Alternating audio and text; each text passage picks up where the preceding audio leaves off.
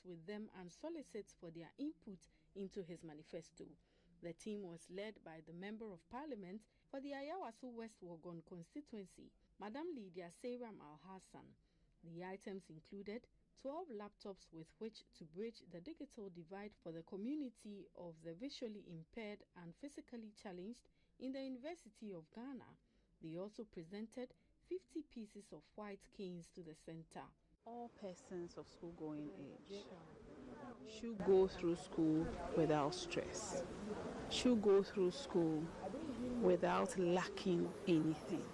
In view of that, the Vice President, knowing the needs of our students here in Legon, as in people with disability, decided to support them with laptops, with canes, and other items that they will need to ease their burden and to ensure that they study in an environment that is conducive, that is peaceful, stress-free environment. And the same Vice President is saying, should we, by the grace of God, vote him to become the next president of this country, people with disability will be going to school without, as in university, without paying fees. Dr. Pitanda is the director of the center. He was grateful to the Vice President, Dr. Mahamadou Bawumia, for the gesture. He also requested for a smart classroom. Apart from students' welfare, we're now moving into research, research and advocacy. We are also moving into mounting courses that are disability related. So these things that have come, I think we need multiples of them. Very important. Madam Lydia Seyram Al-Hassan promised to install the smart classrooms for the center. The voter exhibition exercise is scheduled to begin from today, Tuesday, 20 to 27th of August, 2024. According to the Electoral Commission, the exercise will take place in all designated polling centers across the 268 districts nationwide. The Commission is urging the public to take part to avoid being disenfranchised. The media in Accra, the Deputy Chair in charge of corporate services at the Electoral Commission, Mr. Bosman Asare, said the exercise is one of the main activities the Commission is required to perform ahead of the 2024 general elections. He said the exercise is expected to correct anomalies in the provisional voters register and make it robust and credible. The purpose of the exhibition exercise is to allow registered voters to verify their details, that is name, age, sex, polling station and photograph, as captured during the registration exercise, and make requests for amendments, changes or insertions where necessary to their details in the voters register. For the information of the general public, voters are advised to go to the exhibition centers with their voter identity cards to verify their details. This facilitates the process for verification of details. However, registered voters who fail to bring along their voter ID cards could also verify their details, but they cannot request any amendments to their details. The Inspector General of Police, Dr. George Ekufu-Dampare, and the Election Task Force met with the Commission to inform them of their preparedness for the coming exercise. We want to assure all and sundry that we are poised for what is ahead.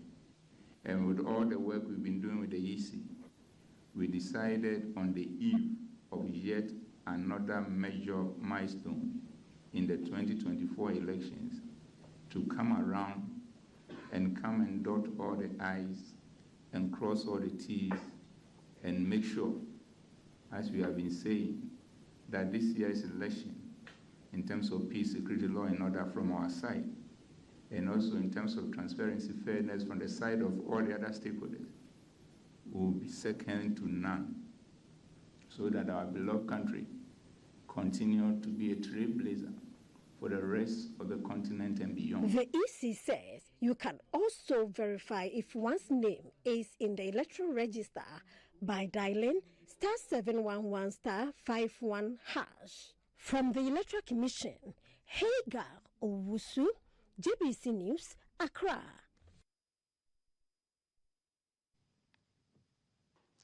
The Electoral Commission has asked the Guinean public to disregard allegations that the Commission is dabbling in any electoral illegalities. A group calling itself Election Watch has alleged that the Commission is engaging in illegalities by registering people at the blind side of the political parties. This, the EC says, is not true. The group led by Mr. Mark Ewusi Akwo was at the EC's premises, claiming the Commission has not provided the political parties copies of the provisional register and claiming EC is hiding something from the political parties. So you china any best exercise and commission into me for provisional register and my idea. Now you doubt it's a commission no or you ready say on person will conduct exhibition exercise tomorrow. Answering questions on speculations made by the Election Watch, the deputy chair in charge of corporate services at the EC, Mr. Bosman Asare, debunked the allegations, saying the external drives containing the provisional voters register were ready for pickup. Per Regulation 22 of CI 91, as amended by CI 126, the Commission is required to give the provisional register to the political parties not later than 3 months from the end of the registration period. We wish to state that the external drives containing the provisional voters register are ready for pickup. However, we can state on record that the NDC has collected its external drive, which contains the provisional voters register. The other parties are also collecting them as we speak. The EC is urging the media not to listen to false allegations, let alone publish them, but should always visit the Commission for any information needed. From the Electoral Commission, Hagar Owusu, GBC News, Accra.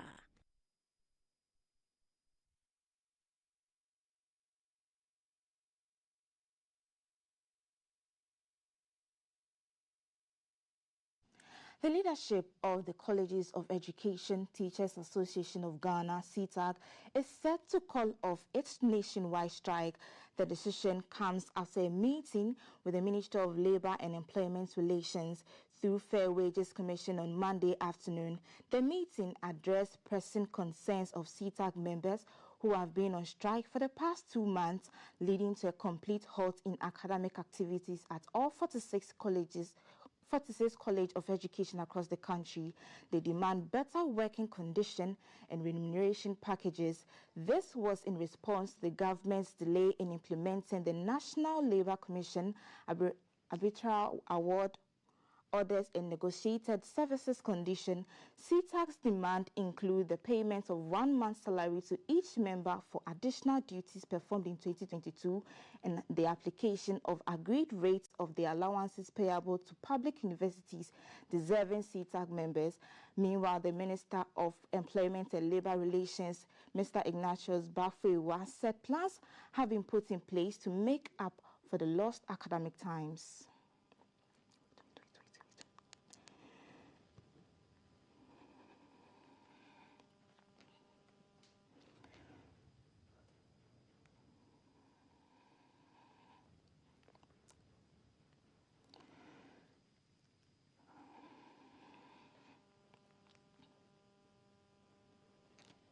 The National Media Commission has inaugurated an 8-member board of the New Times Corporation to steer the affairs of the corporation. The board, led by Professor Kamna Kwanza Edu, was charged to maintain a harmonious work environment to drive the corporation's success. Of the New Times Corporation. The board members, professionals from various fields including media, finance and law, are tasked to oversee the strategic direction of the corporation and drive its growth. Their mandate is also to improve the quality of journalism, explore new opportunities for growth, and ensure sustainability. The chairman of the National Media Commission, Mr. Yao Bueduaibwafo, urged the Workers' Union of the New Times Corporation to support decision of management. The new board and management were tasked to prioritize workers' remittances, such as social security contributions, to prevent tension. Management also must ensure that in their dealing with the workers, particularly the union, management does not attempt to unduly influence the choices of people. If there are things to be discussed, open up and discuss. Because look, the information that you have, they are the ones who gather that information. Mr. Aogo also admonished the board to bring their expertise to bear to manage the corporation. We are putting you there not because we want favors. I mean, we are not putting you there to do our bidding, because some of you have competencies that we don't have. And so when you come, we want you to take very independent decisions that you can take responsibility for. The board chairman, Professor Kwamina Kwansa Edu, the immediate past vice chancellor of the University of Media, Arts and Communication Studies, UNIMAC, pledged the team's commitment to work closely with the management and staff to achieve the corporation's goals. Let's work together. The cooperation is absolutely important. This is for all of us. For me, as he said, the sitting allowance does nothing. This is for God and country, and it really is for God and country. So let's do this. Yes, we have our personal interests and other things, but let's do this for Times Corporation, for God, and for country. Other members include Mr. Kwesi J. Kesi, Mrs. Theresa Latele Edu, Ambassador Lawrence Roland Averipo Suta, Mrs. Charity Binka, Mr. Samuel Safo, and Mr. Abdulmumen Gbana. Now to some political stories. The National Democratic Congress says the party will officially launch its manifesto for the 2024 general election on Saturday, August 2024. The event is scheduled to take place at 12 noon at the Jofers and Anemwa Mensa Auditorium of the University of Education, Winneba, in the Central Region. A statement signed by the Director of Communication of the party, Mr. Sami Jemfi, indicates that the various speakers will address the nation on thematic areas of the NDC's transformational vision for resetting and building the Ghana we want.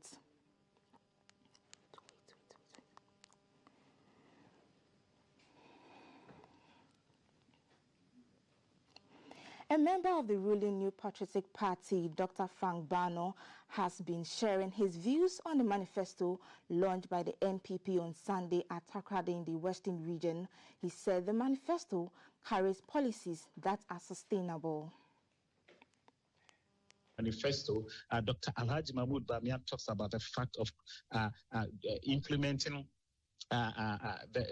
training in ICT and ICT-related jobs of about 1 million, whereby these human resources, especially most of these are the youth of this country, they can be empowered with digital skills, they can be empowered with IT skills, they can be empowered with software training skills, they can be empowered with design skills, so that they can take advantage of the fourth industrial revolution, whereby anyone doesn't even need to have a physical office, but you can even operate from your bedroom and still be an employable individual. When it comes to digital skills, for example, when you are trained to be a software developer, you don't necessarily, these are skills that you don't necessarily need to have a company employing you. These are skills that through you developing your own software programs. For example, we look at an app like Bolt, we look at an app like Uber, we look at an app like Yango. These are apps that has created millions of jobs across the world. But mind you, these are apps that don't require a specific office for one to sit. An individual signs onto this app, and through the fact that you have signed onto this app, money is generated and you also get paid. And that you don't need to be directly employed by an association. And basically that is what we are talking about, whereby we'll be able to empower our youth to the extent that they wouldn't need to finish university and come out with their certificate looking for a job. However, they themselves will become job creators.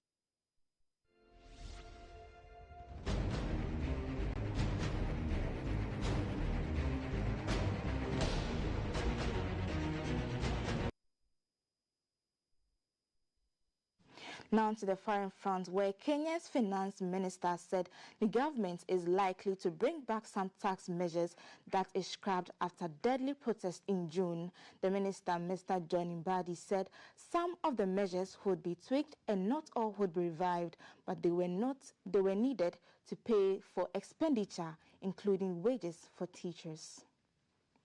Some people who were involved in the youth-led protest movement that rocked the country said they were ready to go back onto the streets after the minister's announcement. President William Ruto abandoned the finance bill for his fiscal year on June 26 and later dismissed most of his cabinet, bowing to pressure from protesters who had stormed parliament and launched demonstrations across the country. The bill had contained new taxes and hikes to rise an extra 346 billion shillings, plans that the protesters said would pile pressure onto a population already struggling with surging living costs. Finance Minister Mr. John Mbadi, who was brought into the cabinet from the opposition benches as Mr. Ruto tried to prop up his government, has ruled out further tax hikes during his first public remarks in the post on August 4.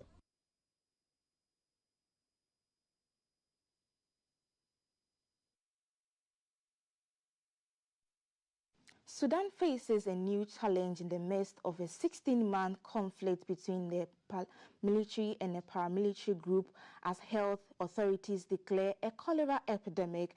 Health Minister Haitham Mohamed Ibrahim said 22 people have died and 354 cases of the disease have been confirmed across the country in recent weeks. The World Health Organization said recently that 78 deaths from cholera were recorded in Sudan between 1st January and 28th July this year. Cholera is a highly contagious infection transmitted through ingesting contaminated food or water and can kill within hours without treatment. Seasonal floods in recent weeks have exacerbated the situation with critical infrastructure washed away in 12 of Sudan's 18 provinces, making access to clean water difficult for many. The conflict in Sudan has further battered what was an already weak healthcare system, displaced more than 10 million people and pushed many into starvation. The WHO on Friday said cases of dengue fever and meningitis infections were also on the rise. A new round of talks aimed at ending the conflict in Sudan began in Switzerland last Wednesday despite the army's absence. Up next is the weather.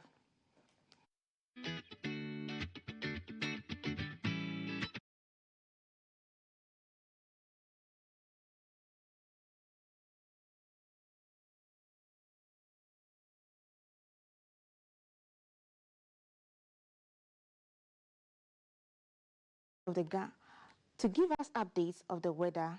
Hello, Ma. Good morning. Good morning. Yeah. Please, can you give us updates for today's weather, especially for those who are yet to move from their house to their various destinations? Yes, thank you so much. And good morning to our dear viewers and listeners.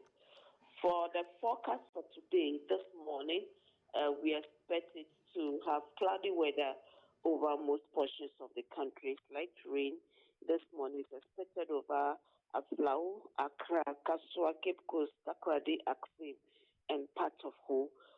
Those of us over the north too, we have some low chances of thunderstorm with rain over Tamale, Yendi, Bole, Damango, Gatang, and its environs.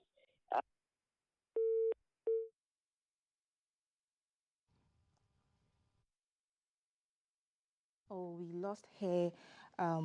We bring you the Alpha Lotto for Monday.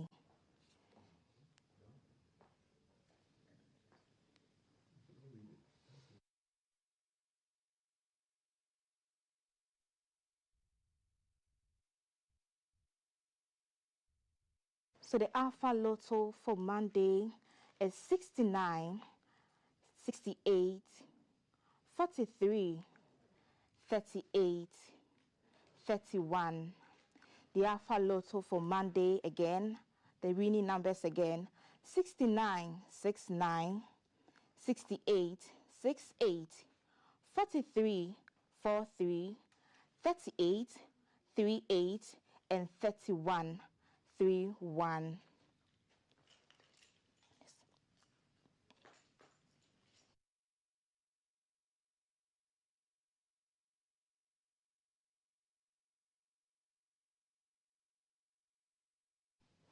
Kafui is standing by to give us more updates. You're welcome, Kaf. Hello, Val. How are you doing? I'm fine, thank you. Good morning. All right, good morning. So today we have quite an interesting lineup. So coming up after the news will be our health segment, and our friends from Moses will be sitting with Alan to talk about infertility, the female factor. Whoa. And then at 7 o'clock, there's a conversation about the Washington Mandela Fellows. They are celebrating their 10th anniversary. Of course, I'll sit down and do headlines with the guests. And then we have later on Stonebwoy.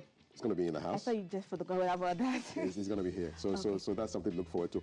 Of course, we're still looking at the NPP manifesto, so we're focusing on sports. Okay. And so we have an interesting panel that will be diving deep into the sports issue. So that's what to look forward to. Okay, I think our viewers should stay tuned for more updates. Thank you very much. My name again is Valencia.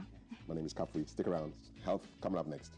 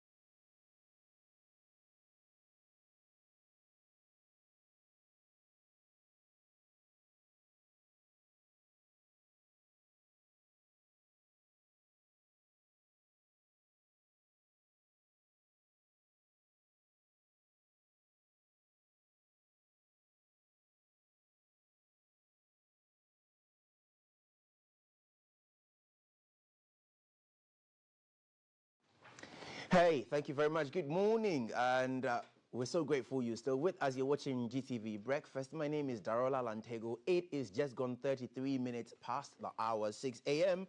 And at this point, you're with the BFS Clinic, and we're talking everything infertility.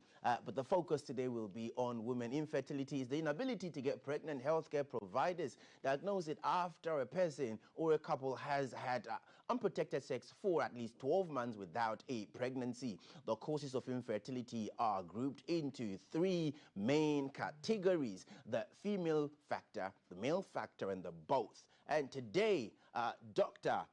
Prince Osei from our Medimosis team has joined us this morning to give us the 114 of infertility, the woman factor. Good morning, doctor. Good morning. How are you? Yeah, very well. Earlier on, I was commenting on Pharmacure. Is that one of your products? Yes, Pharmacure. Thank you very much. Oh, it's Pharmacure. I thought it was Pharmacure. Yeah. It's Pharmacure. Or something to do with females. Definitely, then. Yeah. Let's fast forward to what we're looking at today. Interesting how two men could be talking about a woman's infertility. Do you think we'll be fair to her? Oh, definitely, we'll try and. Absolutely awesome. Thank you. So, quick one. When do we say a woman is infertile? Okay, so as you rightly said, if there's been consistent sexual intercourse for about 12 months without conception, and that is for females that are less than 35 years. Okay. So if you're less than 35 years and there's consistent sexual intercourse for more than 12 months and there is no conception, then medically we can say you are infertile. But if you are more than 35 years, the duration changes. Okay. That one is for consistent sex for like 6 months. Yeah, so that also should tell you that the more you grow, the less your chances of being able to conceive. Yeah. Wow. And when you say consistent for 12 months, yeah, I have heard men discussing sex and pregnancy, and the suggestion that it must be consistent means every day. Is that what you mean by consistent? Not really every day, but it should be as many as possible. That is if the male is okay. That is if the male factor is okay. Everything is okay. The semen and everything is okay with the male. But if there are certain medical conditions with the male too, those ones will have to come in place. So mostly when it comes to fertility, we don't deal with one factor. Okay. As you mentioned earlier, there are three factors. There is the male factor, the female factor, and both. So it's best addressed when both of them are there so that you know where to address. But since today we are focusing on the female, with the consistent sex, as you mentioned, averagely you need to have sex about 3 times in a week. 3 times in a week? 3 times in a week. And we have 7 days. That must sound really very good. We have 7 days in a week, so like it means every other day you have to have sex to be counted as consistent sexual intercourse. Some people sort of try to calculate when they are ovulating, but most people miss it. Okay. So some people know how to calculate their ovulation cycle and all that. Help us here. For those who miss it, how do you, when and where do you start calculating from? If your cycle is 28 days, that is the average for most women. If it's 28 days, the first day you start menstruating is the day 1 of your menstrual cycle. Okay. So if you see bleeding today, so that's the day 1 of your menstrual cycle. And you count till the next menses, and the average is 28 days. So if you want to know when you're ovulating, ovulation is mostly midpoint of your menstrual cycle. Okay, midpoint. So in the middle, between your day 1 and your 28th day, the central point. Yes. So that would be around What does it 40. mean to say a woman is ovulating anyway? Okay, so ovulation is the release of an egg. Okay. So mostly with women, we have the eggs are already in their system by the time they are born. So for women, we already have this. Unlike men that start producing the sperms at the adolescent age, women already have definite amount of eggs. It's about 200 to 300,000 eggs. Yes, in every woman. Wow. And at the end of every month, some of the eggs matured, and the one which is most matured is released, and that is what we call ovulation. Right. Yes. What will you generally say account for why a woman will be infertile?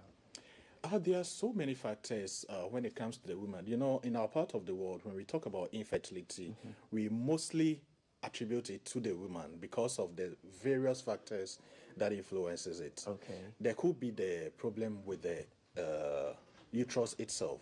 Last week we studied that the uterus is what houses the fetus and all that. Yeah. So any problem with the uterus itself could be a factor of infertility in women. Last week we mentioned that fibroids, ovarian cysts, and all those things could be a factor that affects the woman. Right. So if there is any structural malformation, if the uterus itself, we have some uterus that is retroverted, that is antiverted and all that. Doing a scan and all those things will let us know how your uterus looks like and what is actually within it. So for people who have a retroverted uterus, that means the uterus is turned in a certain way. Yeah, so there are some advice on sexual positions and all that needs to be taken into consideration when you have a retroverted uterus. Right. Mostly the general one is the antiverted one.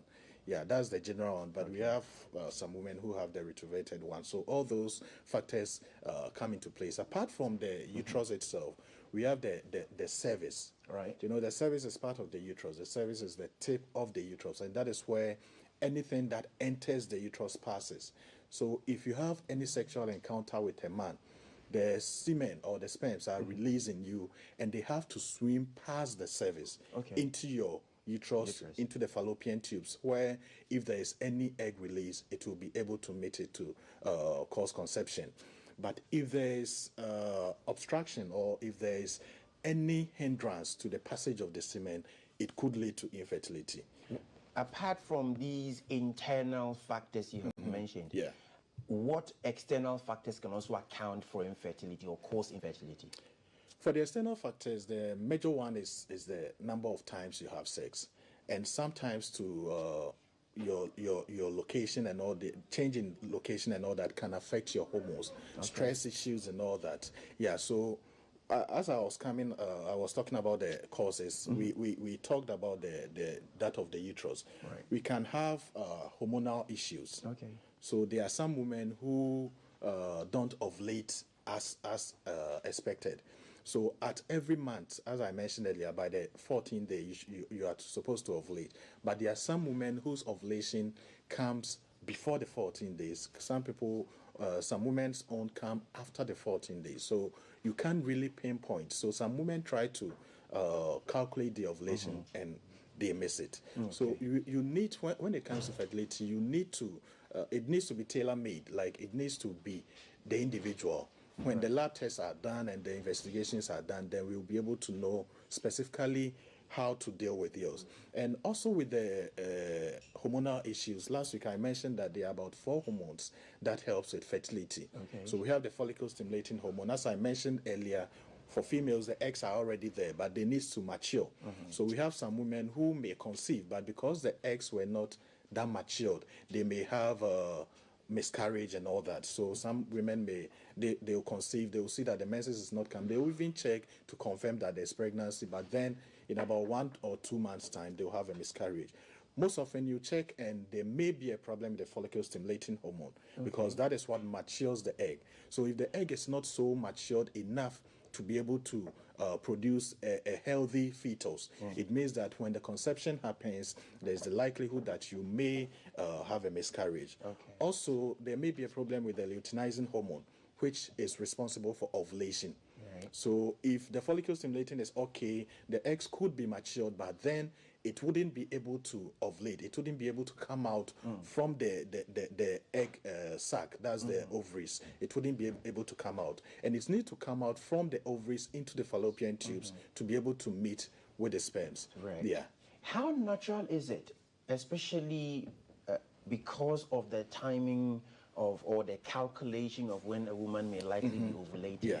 How natural is it for a woman to menstruate twice in a year or see blood around the confirmed period of menstruation, and thereafter, when they're expecting to be ovulating, they then see blood flow again? How natural is it? How does that affect? It's not normal. It's not normal at all. Yeah. For every woman, as I mentioned, the menstrual cycle should averagely 28 days. But it's in a period of 21 to 35.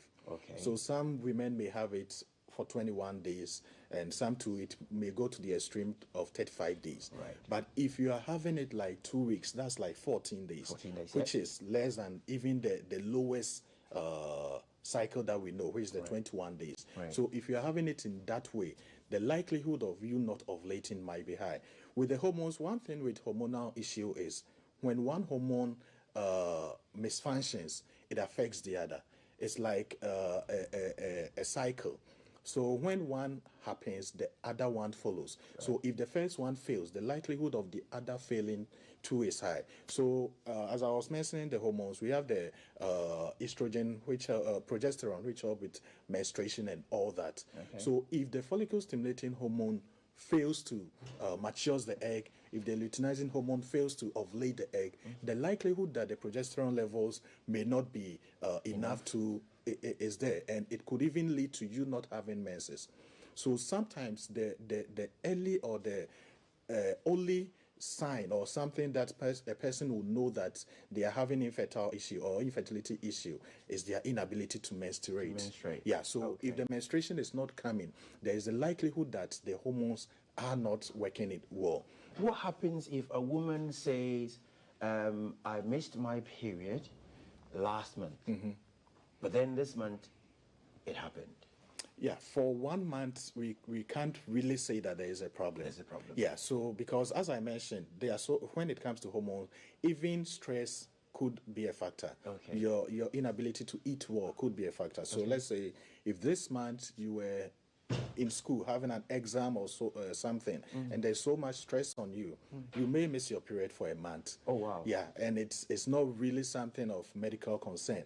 But if it's consistent for like 3 months, if this month you miss it, the following month it comes or it doesn't come. If it's inconsistent, yeah, then we can say that there could be a problem with your hormones.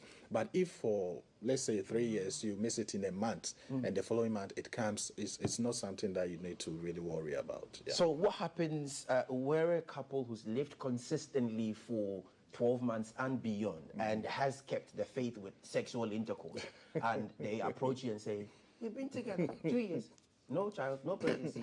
What do you do? What tests do you run? So when the couple comes, as I mentioned earlier, the 3 factors, we need to look at all the 3 factors. So mostly when it comes to fertility, we want both couples to be there, the male and the female. So we run some tests on the female. Okay. Because today we are focusing on the female, I'll light more on that. Sure, let's the first test that is done is to look at the structure of the uterus itself, because any anomaly of the uterus could be an issue with fertility. So we do a scan to look at the uterus, the inside of the uterus, the endometrium and all that. Sometimes there may be some fibroids in there may be some polyps in there may be some endometriosis and all those things in the uterus, which is affecting your ability to conceive.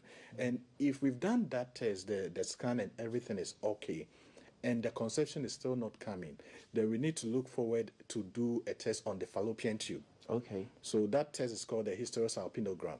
So it looks at the patency of the fallopian tube. The tubes, as the name implies, there is a tube, so it needs to be hollow. It needs to allow things to pass through. So the egg will pass through that tube. The semen, the sperm, also when it swims in the female, it also passes through the fallopian tube. So if there is any problem with the fallopian tube, that one too could be a factor. And there are so many things, there are so many infections that can lead to blockade of the fallopian tube, chlamydia, gonorrhea, and all those things. If not treated, could travel to the fallopian tube, and sometimes it can cause a blockade in the fallopian tube. And most of these fallopian tube blockade, as I mentioned, because the infection travels there, they cause some scars within the fallopian tubes, and it can eventually block the fallopian tube. So the hysterosalpingogram is to check for the patency of the fallopian tube. It's like an X-ray test, which some fluid is pumped within the female to see how it travels within the fallopian tube. So in the same manner, after sexual intercourse, the passage of the semen, that is the same passage that we need to check if everything is in order. Sometimes to the cervix itself, the mucous lining around the cervix, every woman has that mucous lining, and that is what prevents bacteria and other foreign bodies from entering the uterus. I always mention that the uterus is where life begins. Sure. So it's one of the most aseptic area within the woman. The place needs to be free of any bacteria and all that. So there are so many mechanisms that goes on within the vagina that prevents infections and foreign bodies from entering the uterus. The first one is the vagina is quite acidic. So it's quite acidic so that if any bacteria goes there, the acidic nature of the vagina will act on the bacteria. To kill it. Yeah, and if there is also some mucus lining in there to prevent extra organisms from entering. So if the semen enters or the sperm enters and the sperm is not strong enough, it wouldn't be able to swim past all these barriers, and that is where the factor of both the male and the female comes in. So sometimes you see that there is a couple, they will be married for so many years, there wouldn't be any conception, but maybe something will happen, they will divorce, the woman will go her way, be able to conceive, the man will go his way, be able to conceive. Sometimes it's the compatibility between the two of them. Maybe the man's semen is not that loose, or the count is okay, but then it's not able to swim in that particular female, and sometimes it causes those issues with fertility. Let's stay with the fallopian tube. When it is established via tests that there is a blockade, because I have heard I've eavesdropped on a woman's conversation where they say, the doctor wants to blow my tube. What happens when it's established that it's blocked? Okay, so it depends on what is blocking it. Okay. Yeah, so if there is a block, we need to know if there is a stricture, if there is a scar there causing the blockade. Sometimes too, there may be some of the mucus lining just blocking the fallopian tubes. That is where the blowing comes in. Okay. That's not the medical term though, but since you mentioned, that's where the blowing, so that it will be able to. So what would be the medical term, so that at least we're aware? Because I've heard them blow. Yeah, that is what mostly we use. Yeah, so if the place is blown, then it means that the mucus lining will be able to open up. But when there is a stricture, when there is a scar, then it means that we need to go in there. Okay. There are certain surgeries that needs to be done and all that, to open the fallopian tubes. But it all depends on what is causing the blockade, and we need to make sure that we find out what is causing it before we will be able to. Sometimes it's just an infection, and some antibiotics and these things will be able to completely treat it, but sometimes there need to be surgical intervention and all that to be able to open. So here we are, beyond 12 months, tests carried out. Yeah. It is confirmed medically that you are infertile, you cannot conceive. Yeah. What do you do? Okay, so for the female, there are so many treatment options. When it's a problem with the uterus itself, if there is a fibroid, there are medications that are able to reduce the fibroid size depending on the size. Yeah, so for fibroid, we look at the size and the location. So we have some of the fibroids that are outside of the uterus. Mostly that doesn't really interfere with conception. Yeah, so if they are outside the uterus and they are not affecting the structure of the uterus, most of the time it wouldn't affect conception, but it can lead to other issues. It can cause abnormal bleeding, it can cause waist pains and all that, sometimes severe menstrual pains and all that. Yeah, so if we do the scan and the fibroids are not so big, there are herbal medications that are able to reduce the size of the fibroid so that you'll be able to conceive. Sometimes too, if we check and there is a problem with the hormones, there are also herbal medications that are able to correct the hormones to make sure that they are in the normal levels so that they will be able to perform their function well. That's where Femacure comes in. Okay. It's a plant-based product that helps correct all these hormonal issues and all that. So if you've done any test or if you've done any issue with fertility and it has to do with the hormones, then it means that you need something to correct it. If the follicle-stimulating hormones level is low, it means that your eggs wouldn't be able to mature well. If the luteinizing hormone is low, it means that you wouldn't be able to ovulate and all that. So you need to get all those things. And when those are low, it's that sometimes you are not able to menstruate. But we have some women who have issues with menstruation, but then their follicle-stimulating hormone and their luteinizing hormone are okay. We've had women coming to Medmosis and their main problem is that they are not able to have their menses. But we do the hormonal profile and notice that the other hormones that helps with conception are okay. So they're able to conceive, even though they are not having their menses. Yeah, so you not having your menses doesn't necessarily mean that you wouldn't be able to conceive at all. Okay. There could be that the other hormones are working well, and when we boost it and give some medications, they are able to help you to conceive. There are many women that have come to our facility, and by God's grace, they've been able to conceive in that order. Yeah. Let me try and cramp two last questions into one. These are what I personally want to refer to as myth busters. Okay. The first one is a phenomenon that's recently not so much talked about, enymizing, where Bentwa. And the second one is the penile size. The myth I got so whipped with and couldn't wrap my head around was the fact that the penis was too long, and so it's pushed the womb so much into the woman's, whether the heart or the kidney, only God knows, but it's pushed the inside. And the second one is when they were young, their parents used Bentoa on them, and that also pushed the womb so far into their body that sperms can't reach them. How true can this be? I don't know what can actually push the uterus. Okay. Yeah, because the further the penis can go is the cervix. Okay. The penis cannot enter. There's a barrier. There's a barrier. Yeah. So that's the furthest the penis can go. So it can never push. It can never push it to anywhere. You heard it here for the first time. It cannot push. Today that myth has been busted. No size can push it anywhere. Please don't even think about it. Yeah, and also the enema. There are two different entries. We have the anal, we have the vagina. Okay. And mostly the enema is through the anal. Anal, yeah. So there is no way something through the anus will push the uterus, because it doesn't have that relation. So if it passes through the anus, the place it can go through is your intestines and all that. Okay. So as you see the abdomen like this, there are so many chambers in there. Wonderful. Yeah, so one entry may be different from the other. Yeah, so the anal area leads to the intestines and all that. The vaginal area leads to the uterus and the fallopian tubes and all that. Yeah, so there are two different passageways that Thank you very much. Related. Yeah. That myth has been busted.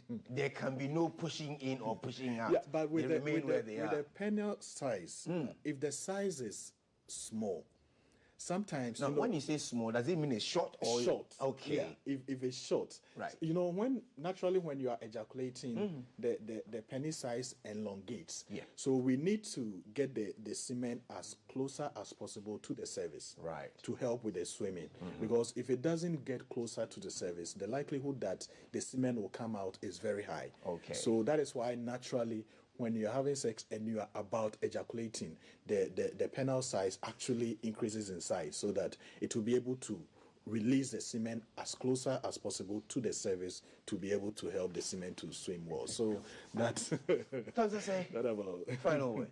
Yeah, so as I mentioned earlier, if you are having any issues with fertility, Medmosis is where you need to come to. You can call us if you have any issue on 0244 068 447. That's 0244 068 447. And you can also get Femacure X if you have any menstrual issues, any hormonal issues, and it will be able to correct it for you. It's been great. It's been great. I mean, the irony of life. Two men discussing infertility in women. Thank you so very much. It's been fantastic speaking to you. My name, as always, is Darrell Alantego. Stay with us. You're still watching GTV Breakfast, and it is 4 minutes to the top of the hour, 7. I'll whip around quickly and come back to you with the next conversation. It's going to be the Mandela Washington Fellowship sitting down with me in the next few minutes. Stay with us.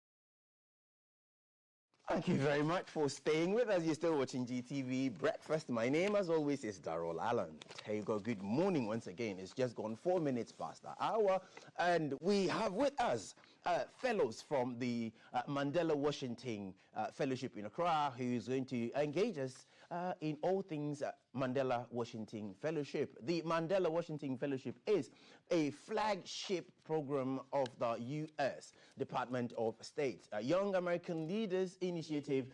The prestigious program brings together young African leaders from various sectors of development or develop leadership skills. Whoa. Right, okay, thank you very much. And to engage us in this discussion, we have with us the president of the Mandela Washington Fellowship Association of Ghana.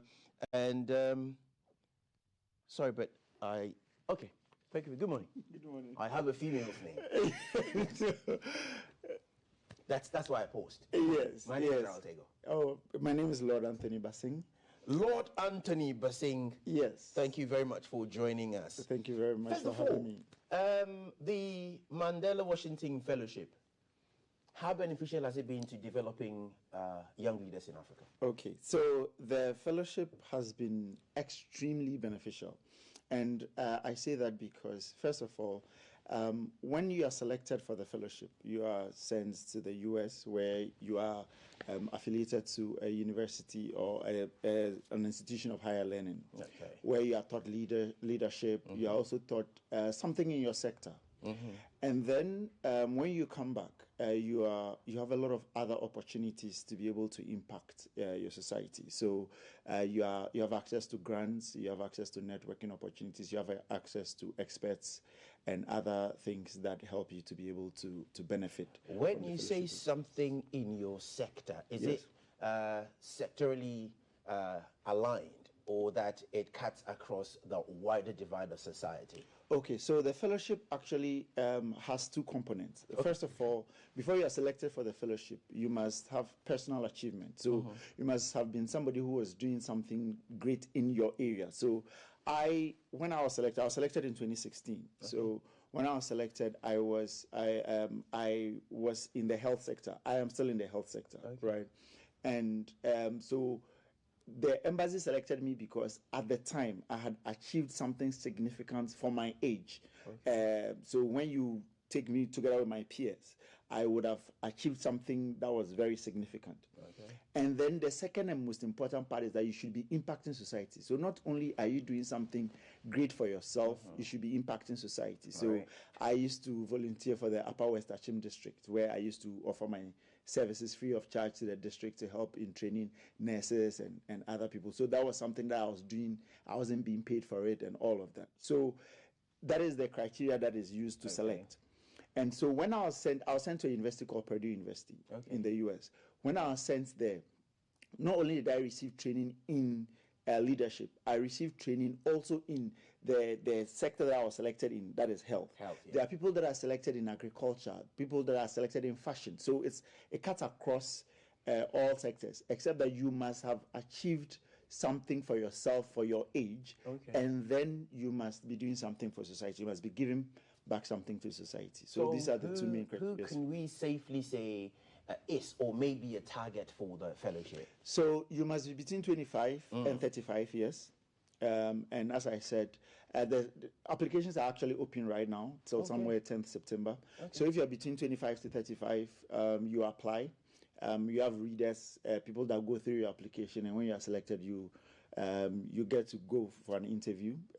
The embassy would actually come to wherever you are. So usually they have an interview in Accra, Kumasi, Tamale, where they will interview you and then you can get selected. So anybody between 25 and 35 who feel that they, for their age, they've achieved personal, they've done something that can be classified as a personal achievement. And then they are giving back to society. They are basically showing leadership wherever they are. Is there a fee for? Oh no, the application? No, it's free. It's a free. free Yes, kind online. of application. Yes. And do you have necessarily to be someone who is achieved academically as well? No. So you don't necessarily have to speak very good grammar. No. So long as you're doing something peculiar, significantly impacting your society, then you get. What kind of change agent does that make you into when you've eventually graduated from the fellowship? So when you come back, most of us come back with projects, because usually when you go to the fellowship, you end up with a project that you want to execute. Okay. And so when you come back, you would realize that first of all, you have all the resources to be able to execute these projects. You also have the resources from the Mandela Washington Fellows Association of Ghana, where I am president. Okay. Where you also have a network of other fellows that are thinking about creating change, doing a lot of things. So you're able to collaborate with other fellows to be able to create a lot of the change. In fact, the fellowship gives you the opportunity to identify problems that are in society and be able to help change them. And we have scores of people doing that. Every day you have different fellows doing different things for different in terms of support networks, yes, is it also linked to your geographic location, the peculiar area you're involved in, or that there are opportunities to even work outside of your comfort zone? Oh, there are several opportunities for you to work outside your comfort zone. I'll give you an example. I am in Kumasi. I am currently a lecturer at KNUST. And I also have a company called Incas Diagnostics, where we develop diagnostics. Now, so basically I am health and living in Kumasi. Okay. Recently, we did a project in Pando, where we basically taught critical thinking to senior high school students.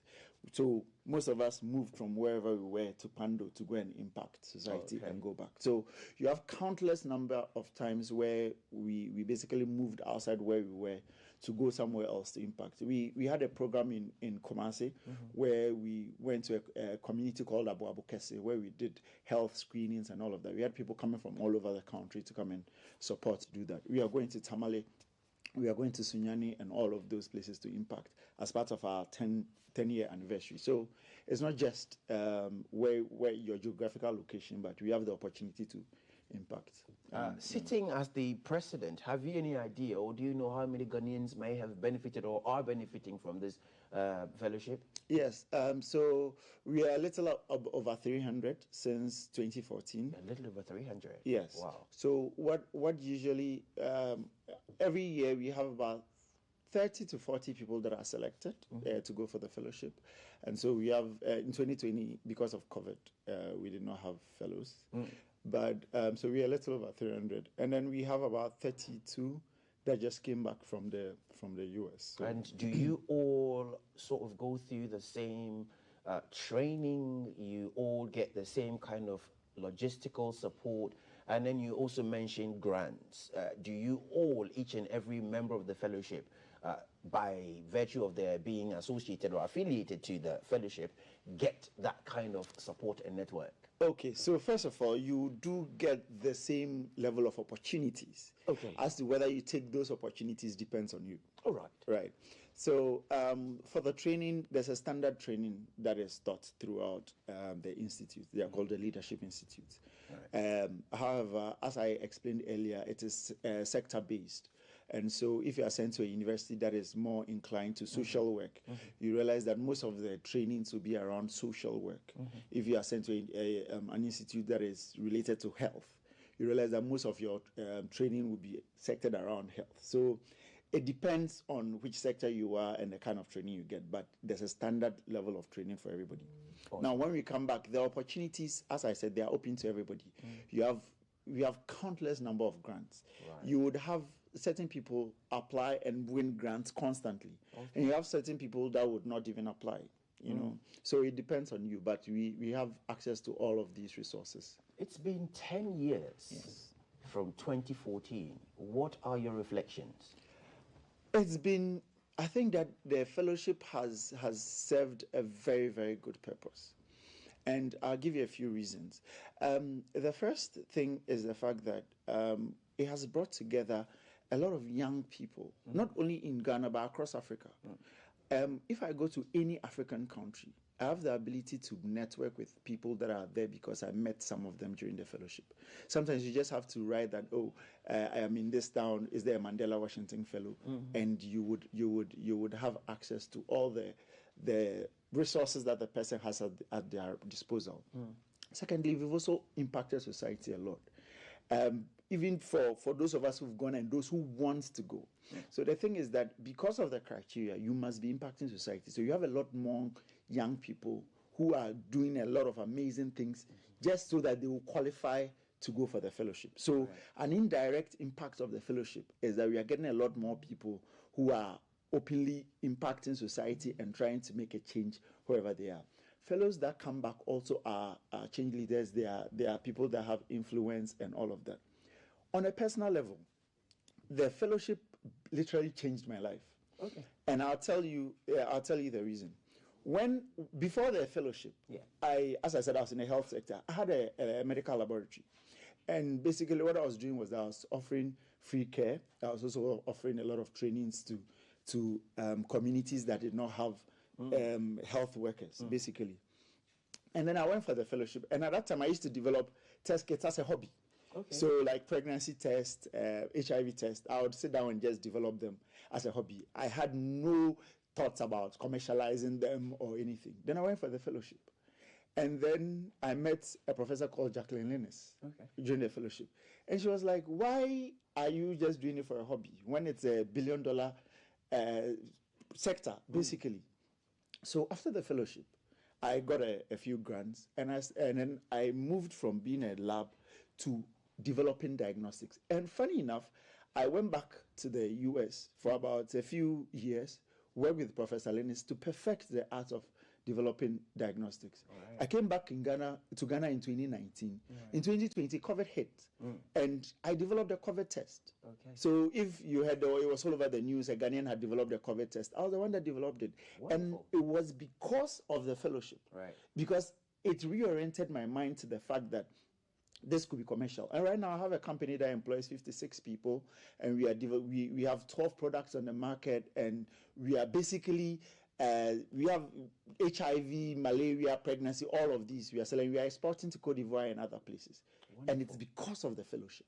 Wonderful. Should the prestige of ever traveling to America to fraternize with professors and doctors and lawyers, if you may, be the motivation, or that you must be one who is really inclined to the greater good of society to ever want to apply?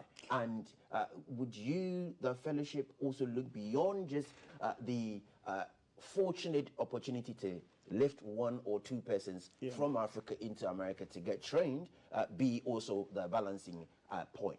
Okay, so first of all, if you are thinking about it being the US because you want to go to the US, most likely you will not even be selected. Oh no.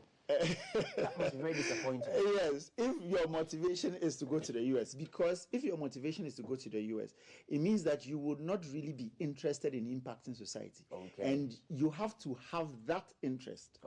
It comes out during the interview. So that is the first thing. You are looking for people who are naturally change makers, who are naturally people that like to impact. And that comes out in the interview based on your track record, what you've been doing and all of that. So that is the first thing. Secondly, there are a lot of opportunities for Americans to actually come to Ghana. We have what we call I've forgotten the name, but basically when we come back from the fellowship, we have the opportunity to apply for a grant, to have people who were already, who we met during the fellowship, Americans who we met during the fellowship. It's called a reciprocal exchange. So you come, they come, and then they offer trainings and other things for people. Thank you. We've had quite a lot of those things. Thank you. You have been listening to Lord Anthony Basing. Doctor, actually. Doctor, let me qualify it. He is the president of the Mandela Washington Fellowship here in Ghana, and it's been 10 years. They have a lot of activities coming up, and he's mentioned a few of them. At this point, I will check out and allow for the next on our bill, which is the headlines. That's with CAF. Thank you very much for staying with us.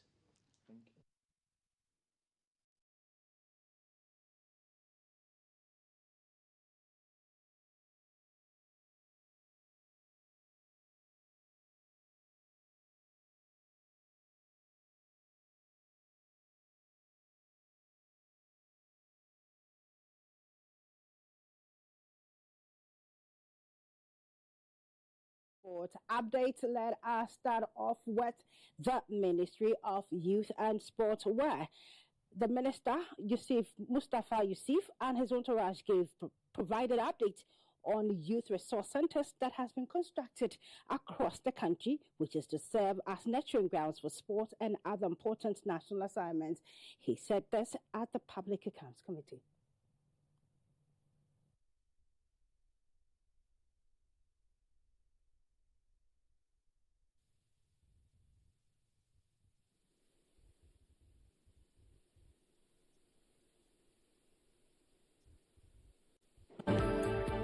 Well, maybe I have to, as and when my minister, as and when the minister advances some monies to us, we will start the work. So, Honorable Minister, is there any plan to rehabilitate the whole stadium? Yes. Is there any plan? Chairman, the government policy is to ensure that every region in Ghana, we have a modern and internationally accepted stadium. And we are making sure that the regions that are not having those facilities, we are working as and when we get funds and funding arrangements are put in place, you will see us in those regions to make sure that they are done. We've resolved the issue between the contractors, but the challenges that I've just stated has to do with the disbursement, the releases from common fund. That's why we have not gone back to site. But I can assure the Honourable Member of Parliament for Navrongo, which is our backyard, that will complete it. The project, like the accountant said, is put in phases, phase 1 and phase 2. The phase 1 was to construct 2 stands, do the pitch, and also do tracks, do a court. But as the project was progressing, and consultants and the National Youth Authority staff were doing site visitation, and to commercialize the facilities, because we needed to make sure that the place is commercialized. We needed to put them fence, because the scope of the phase 1 didn't take into consideration the fencing. So then they packaged a phase 2 in 2020 and awarded for phase 2 of all the projects. Then the contractors started work. The phase 1, all the phase 1 contractors across the country have completed their work. They've all completed their work. Honourable the phase 2, Honourable Minister. Yes. The auditors have issues with phase 1. So I don't want the discussion to be polluted with phase 2 matters. The committee is that the contractor... All right, and so let's move away from the Honourable Minister for Youth and Sport and head out to Ghana's Under-20 squad, heading out to Colombia. And Ghana coach Yusuf Basigi has named his final squad for the Under-20 Women's World Cup. Head coach of Ghana's women's side, Yusuf Basigi, has named his final squad for the FIFA Under-20 Women's World Cup in Colombia, which is set to commence on August 31st and run until September 22nd, 2024. The squad, who have been in camp for more than a month, includes 21 players made up of 3 goalkeepers, 5 defenders, 6 midfielders, and 7 attackers. Some of the players include US-based goalkeeper Jenna Kela-Sapo and defender Alexandra Emefate, Stella Nyameche, Mefia Nyame of Asfar, Salamatu Abdullahi and Mariam Ponsa also making the squad. The Black Princesses, who are in Group E of the FIFA Under-20 Women's World Cup, will face Japan, Austria, and New Zealand. The Black Princesses will be hoping to pick up from the pieces after exiting the previous stages of the World Cup at the group stage in Costa Rica. And we wish them all the best. Api Amanyoko, Jenna Sapon.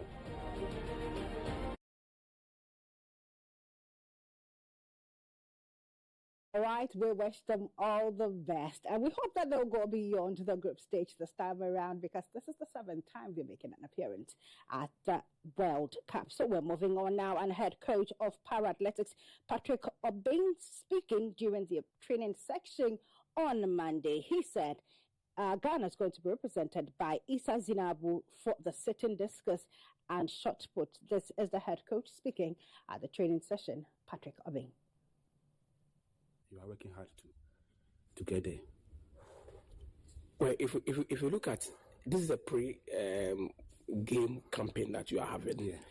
Do you think that the facilities that you are using is helping you to achieve your aim? You know, I have to say that it's not all that good. From Ghana, where we train, and look at where we are training here. So it will even motivate you to train more. But where we started from the floor. And look at how God have made us from the floor to this level. So you have to know that it's a big achievement, and it's very hard for us to you see, you know what, if we tell the truth, you know that we don't like the truth. We always have to lie. But we have to say the truth. Yes, I have to say the truth. Yeah. Because when we say, let me speak to you too. Yeah, okay. When we say, from the scratch, no, honor, you're training, and you're barefooted, barefoot, bad day, our Ghana, bare way.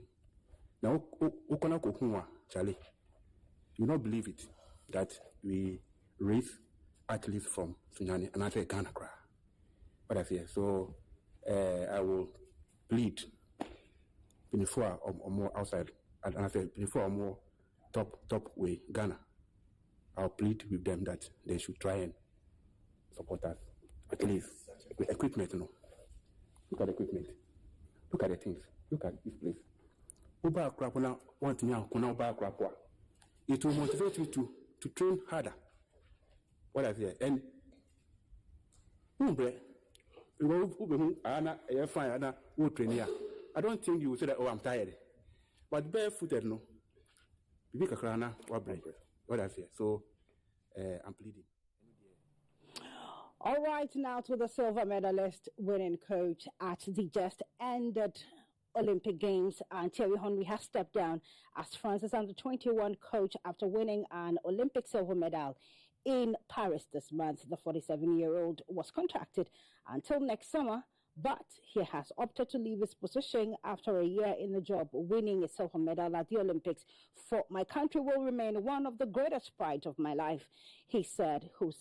His side actually went into the finals and lost against Spain. To quote him, I'm incredibly grateful to the federation, the players and the staff, and the supporters who allowed me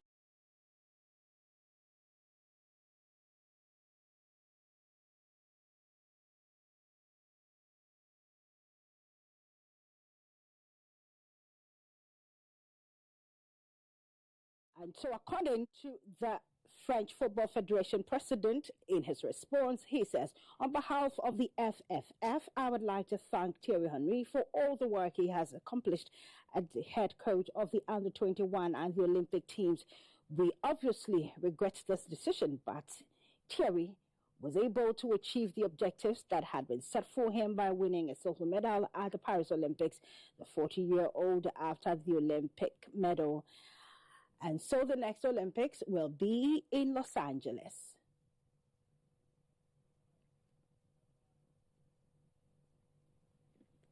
All right, so Fatai Jaku enjoyed himself in the championship and in his first game in the Premier League.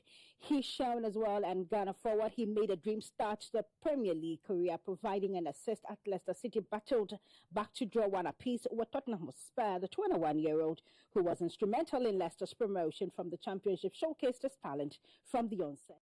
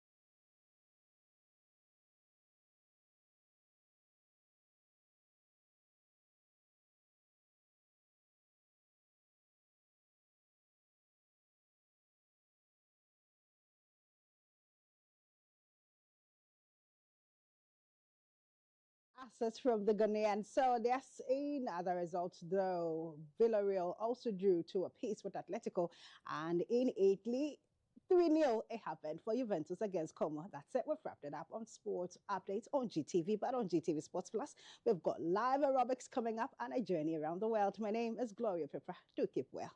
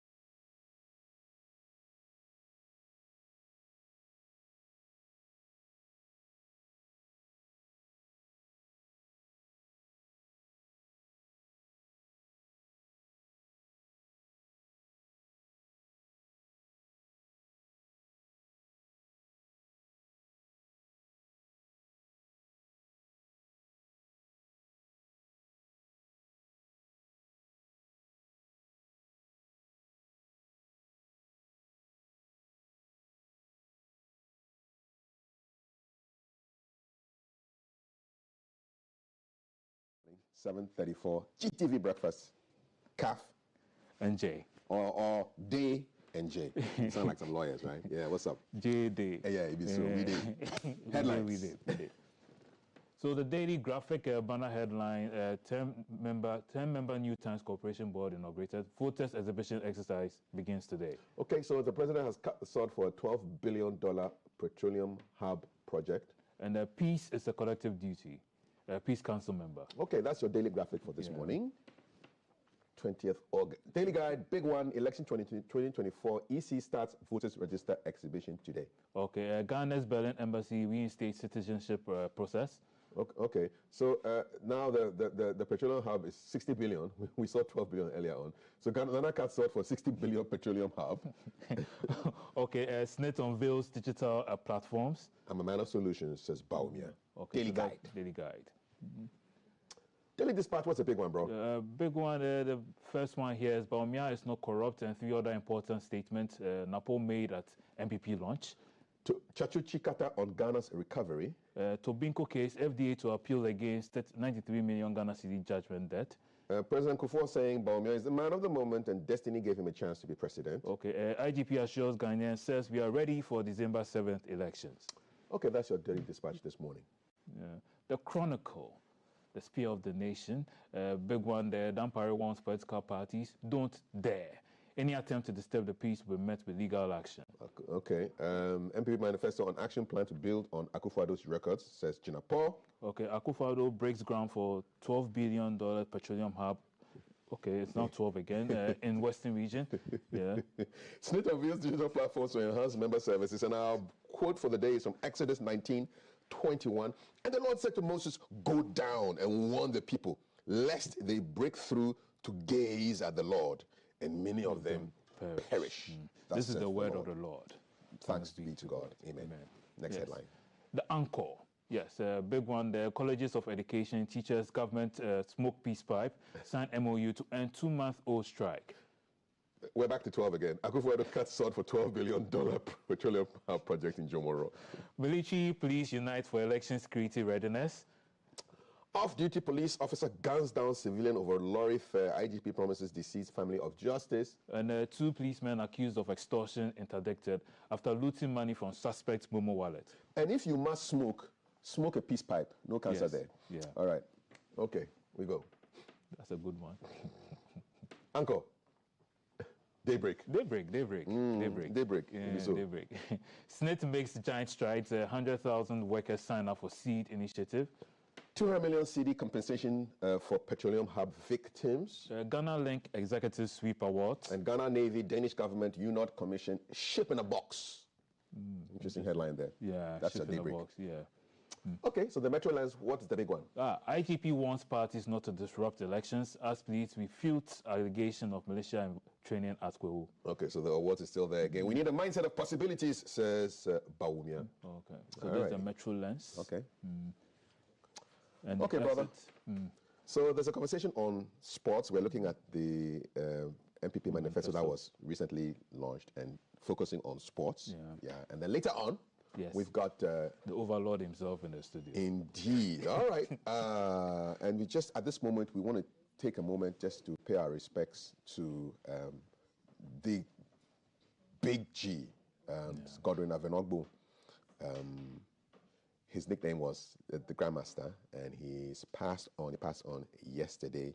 He was a pioneer as far as morning shows on TV and radio were concerned. And 2 years ago, Thelma and I had the privilege of interviewing him right here at GBC on the Boom Show, and he spoke to us about how he was never going to be a journalist, and then he went into the field and excelled.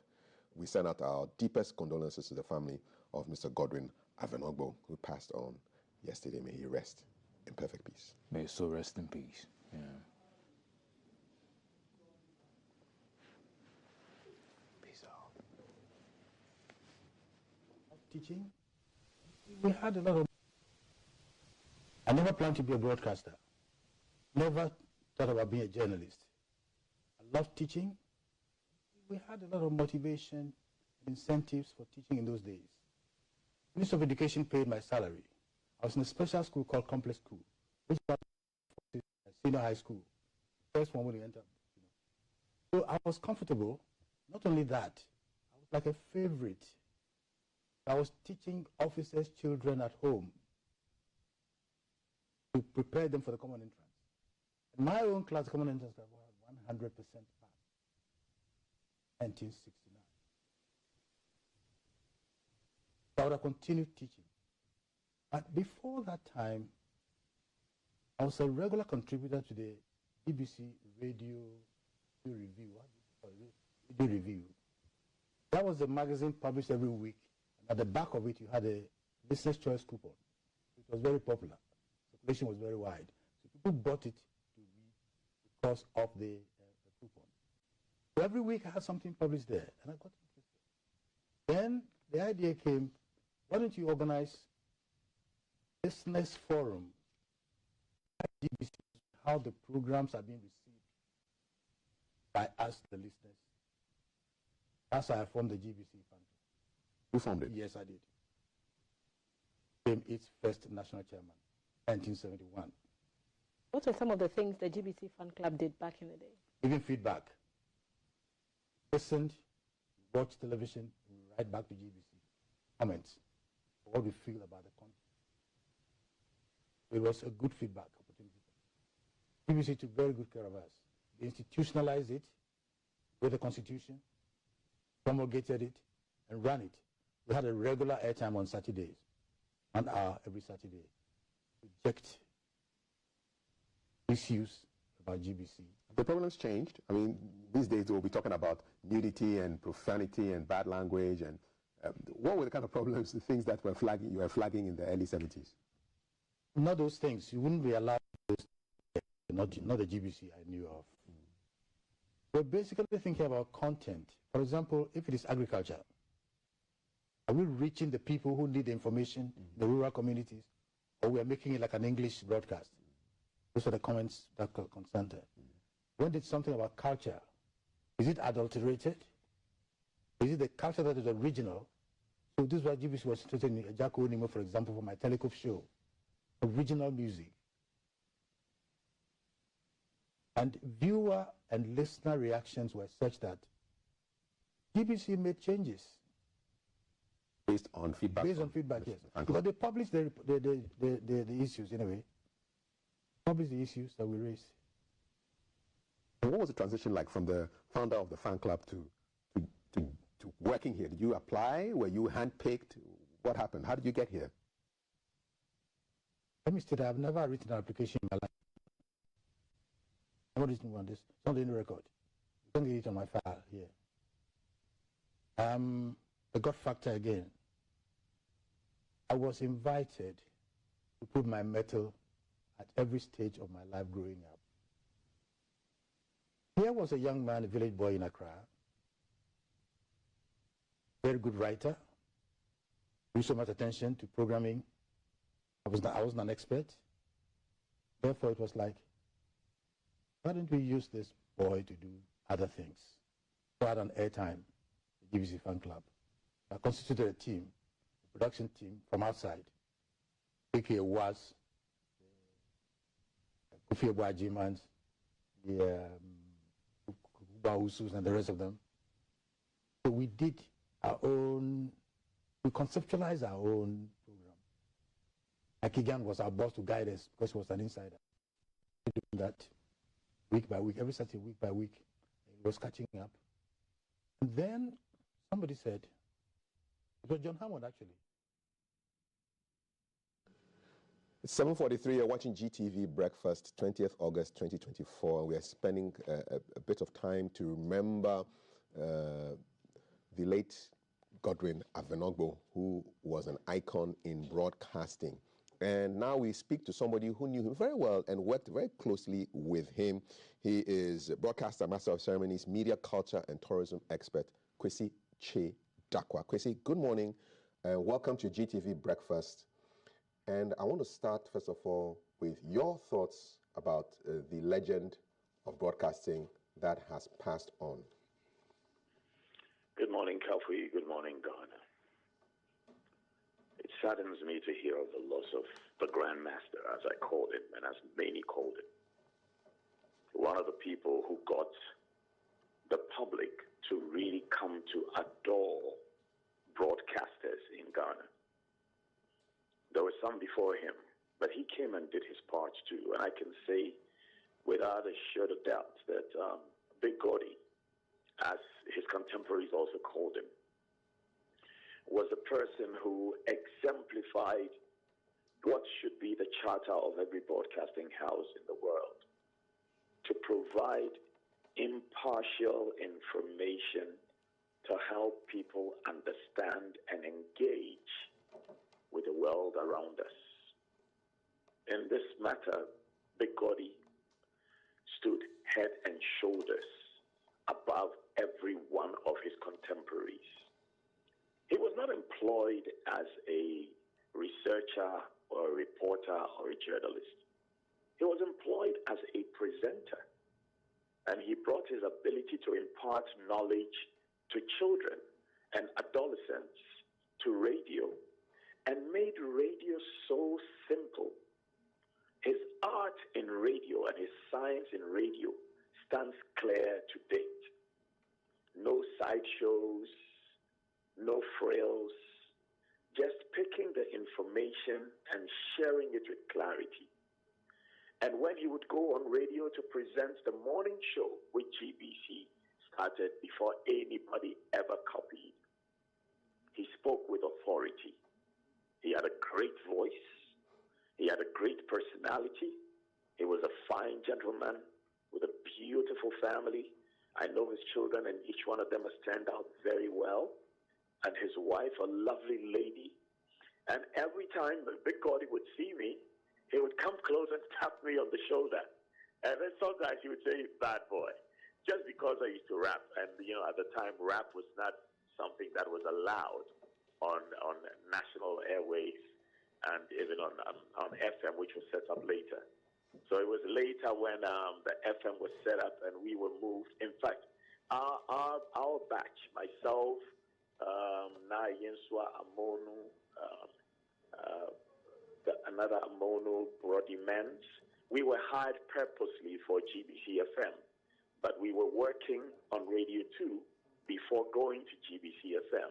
There I had the freedom to do what I did, so he wouldn't tap my shoulder and say "bad boy" any longer.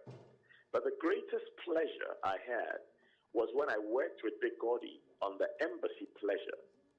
We were the two masters of ceremony, contracted to present that nationwide, at the time, biggest tourism event in Ghana. We would go through every one of the 10 regions of Ghana, and he was just a fine gentleman. Never would I see some ladies try to slip into Big Goddy's bedroom. I mean, he was a very faithful husband, a very respected gentleman, and a very, very well-dressed man.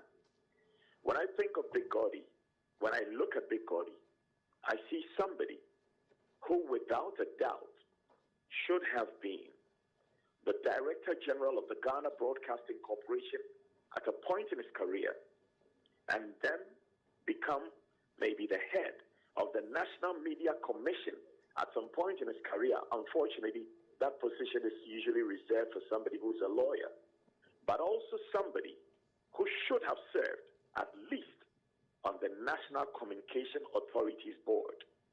It saddens me to say these now because in Ghana, we have become a nation where people who actually do their work with dignity, with diligence and honesty are not awarded what they deserve, but we come to say great things about them when they are gone. Big Goddy, you excelled. You stood head and shoulders above your contemporaries. And in death, you will be remembered. And your name even spoken more than in life as the Osajifo himself before us. If it is your Dumankuma Badia, Badia, or Dishiwa, or Dishiano, or Brimpongwa, or Brimpon, Nisiano, or Surabianya Fuan, or Manedi, or Sebetikuan, who going to grow to be Presyoku, watch me, Ajimeba Preco, or Biadia would get. Or in Cassia, our radio, any TV, a Jumamu, our media, a Jumamu, our EPB, mind you, Yasiafane, Big Goddy, the Grandmaster, Onyankopon Wankasa, and Fawisi, Debri Fadie, rest in peace, the Grandmaster. Eloquently put, Kwesi Che Dakwa. Thank you so much for this touching tribute to a great person in the world of media, broadcasting, and journalism. Thank you so much, KKD, for letting us remember the life and times of Godwin Aogo. May he rest in peace. And we send out our sincere and deepest condolences from everybody here at GTV Breakfast, GTV, Ghana Broadcasting Corporation, to you for the loss of your son, father, husband, uncle, grandfather. May he rest in perfect peace. You're watching GTV Breakfast. It's 7:50. I'm here with Dr. Jabuntie Zato. He's a senior lecturer at the Political Science Department of the University of Ghana. Dr. Zato, it's good to have you here. Good morning. Good morning. Good morning. Do you remember Big Goddy? Yes, I think as a kid growing up, sometimes you see him on TV, on radio, and I think it's a big loss to GTV. Yes. And to the nation. And from the way he's being utilized the whole day yesterday, I pray that at least younger journalists, people that are coming, will learn a thing or two from him, and that will also help to raise the banner of journalism to the higher height. It was him. The one person that also met has to be the what do you know master, the guy here. Yeah. And I mean, he actually, I remember when we were in somewhere around 96, 97, he came to Ward to do a What Do You Know quiz competition, and I was representing my school, St. Francis Xavier, then, and I was the one I got to meet. So he was one of the, should I say, most famous media people that I personally get to meet recently, and it was great. So my deepest condolences to the Grandmaster, his family, and I hope that in these trying times, the good Lord will console them. And I hope all morning show hosts on radio and television know that this is the man who introduced this format into Ghana. Quote, on the show that we spoke with him on a couple of years back, he says, I wrote a document which set up the system which is now operating on radio and television, the morning show and breakfast show. I can show you the documentation. I have it here. He told us on the Boom Show 2 years ago. So we salute him for what he has done. And if you do your stuff well, people will remember you. No two ways about that. You are watching GTV Breakfast. Today is the 20th of August 2024. And please pass me the newspapers. Yeah, my producer. Okay, so a couple of big headlines. We're looking at the voters registration begins today across the country. And that leads the graphic for today, as well as the business analyst. There's also a story on the Petroleum Hub project, which has taken off. But let's start with the voters exhibition exercise, which begins today. The EC is set to mount the voters exhibition exercise from today to next Tuesday, August 27, to enable voters to verify their details in the register for the December 7 general election. It's a week-long exercise taking place 7 a.m. to 6 p.m. daily, so it's kicked off 52 minutes into the system, including Saturdays and Sundays.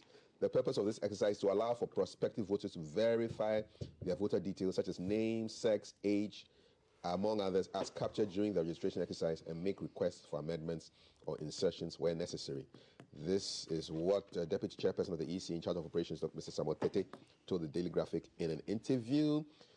This should be just, I don't know why we can't just be able to verify our details at any time. Why does it have to be a particular time? Is there some reason for that? Thank you, and once again, good morning to our listeners. You see, the EC has become a kind of an orphan son in Ghana's democracy. When the EC doesn't bath like an orphan son, we say the EC stinks. And when the EC baths, we say the EC is wasting water. So the EC can never and will never win in this our democracy. There are actually some few reasons, and one of them seems to be this. Look, if you are an opposition party, there is no better way to rile up your base than to have them refer to a simple or a common, let me say, enemy. That there's someone there who is trying to steal your vote. That there's someone there who is trying to prevent your vote from coming up. And that person, that victim, almost always has to be the EC. And that is why all over the years you've seen that. And because think about sometimes you see it's almost like Olympic-style gymnastics. Today you are in opposition, you hate the EC with all your vigor, you are all out them. Tomorrow you are sworn in the office, and then you are the #1 defender of the EC. It is precisely because of this idea. So all over the years, there was a time when criticisms of the EC were aimed at achieving fundamental breakthrough things. And it has happened. The fact that we have transparent ballot boxes today is because of criticism of the EC.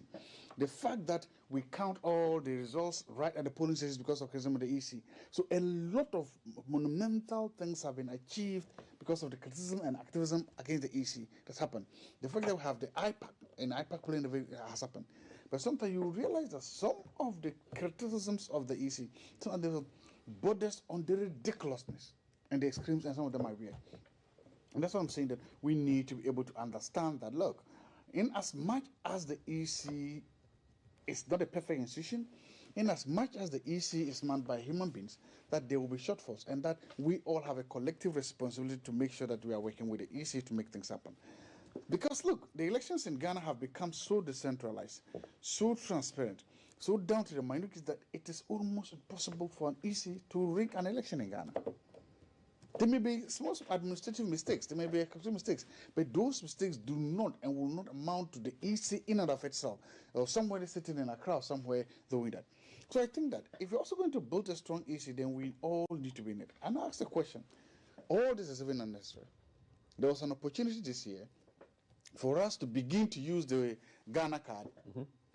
What happened? So you see, on the one hand, that's the point I'm making.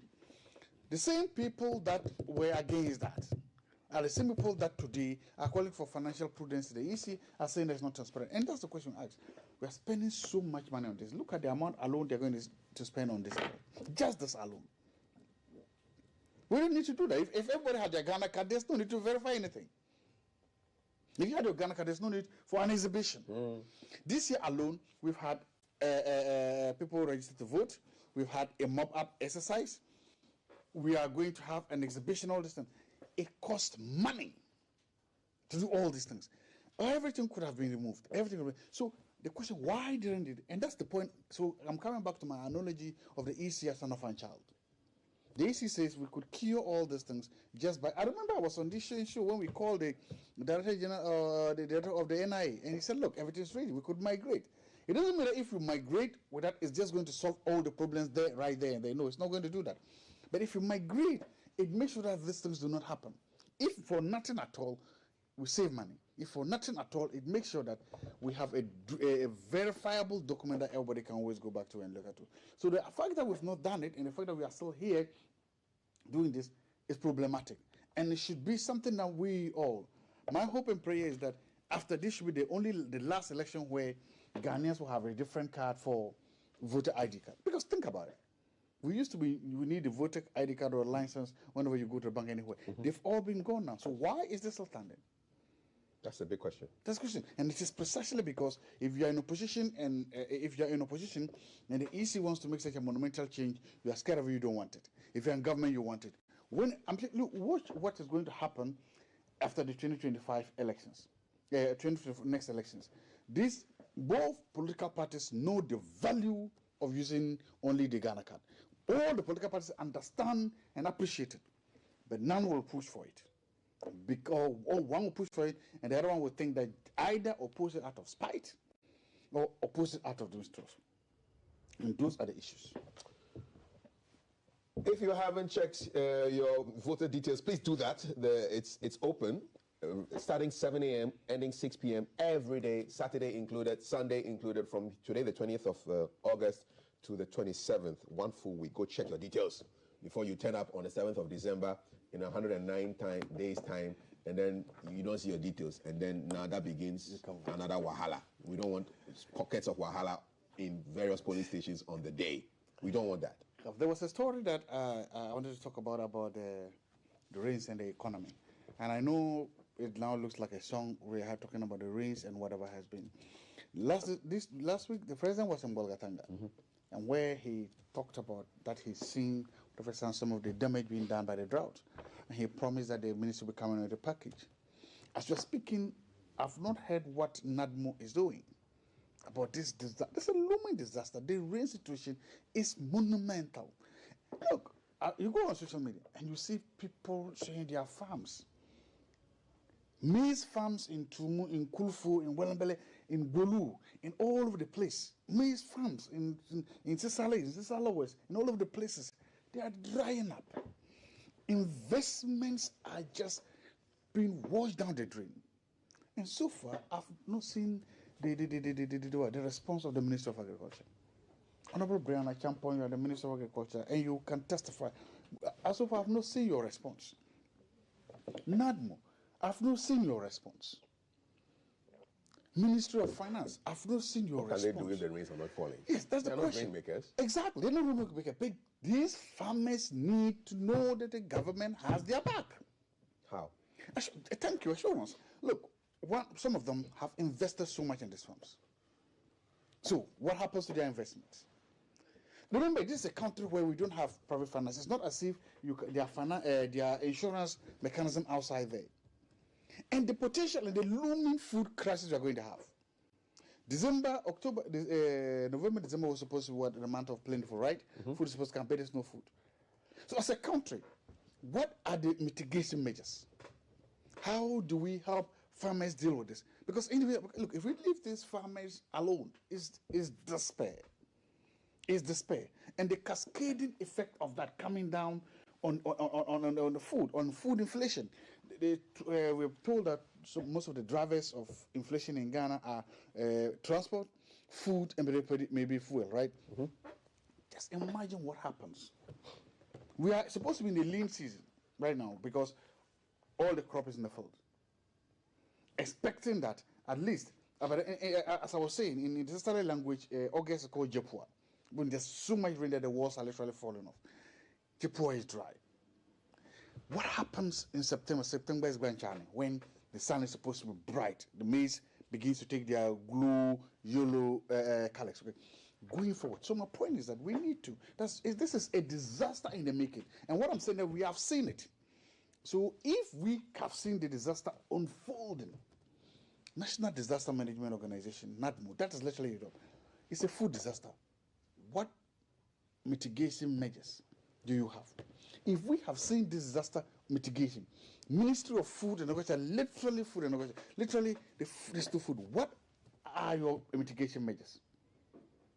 And Minister, so I want to see a comprehensive package. I want to see the government say, look, farmers have not, I've seen you. Farmers have not, I understand what is happening. Farmers have not, I know what is happening. And I care for you.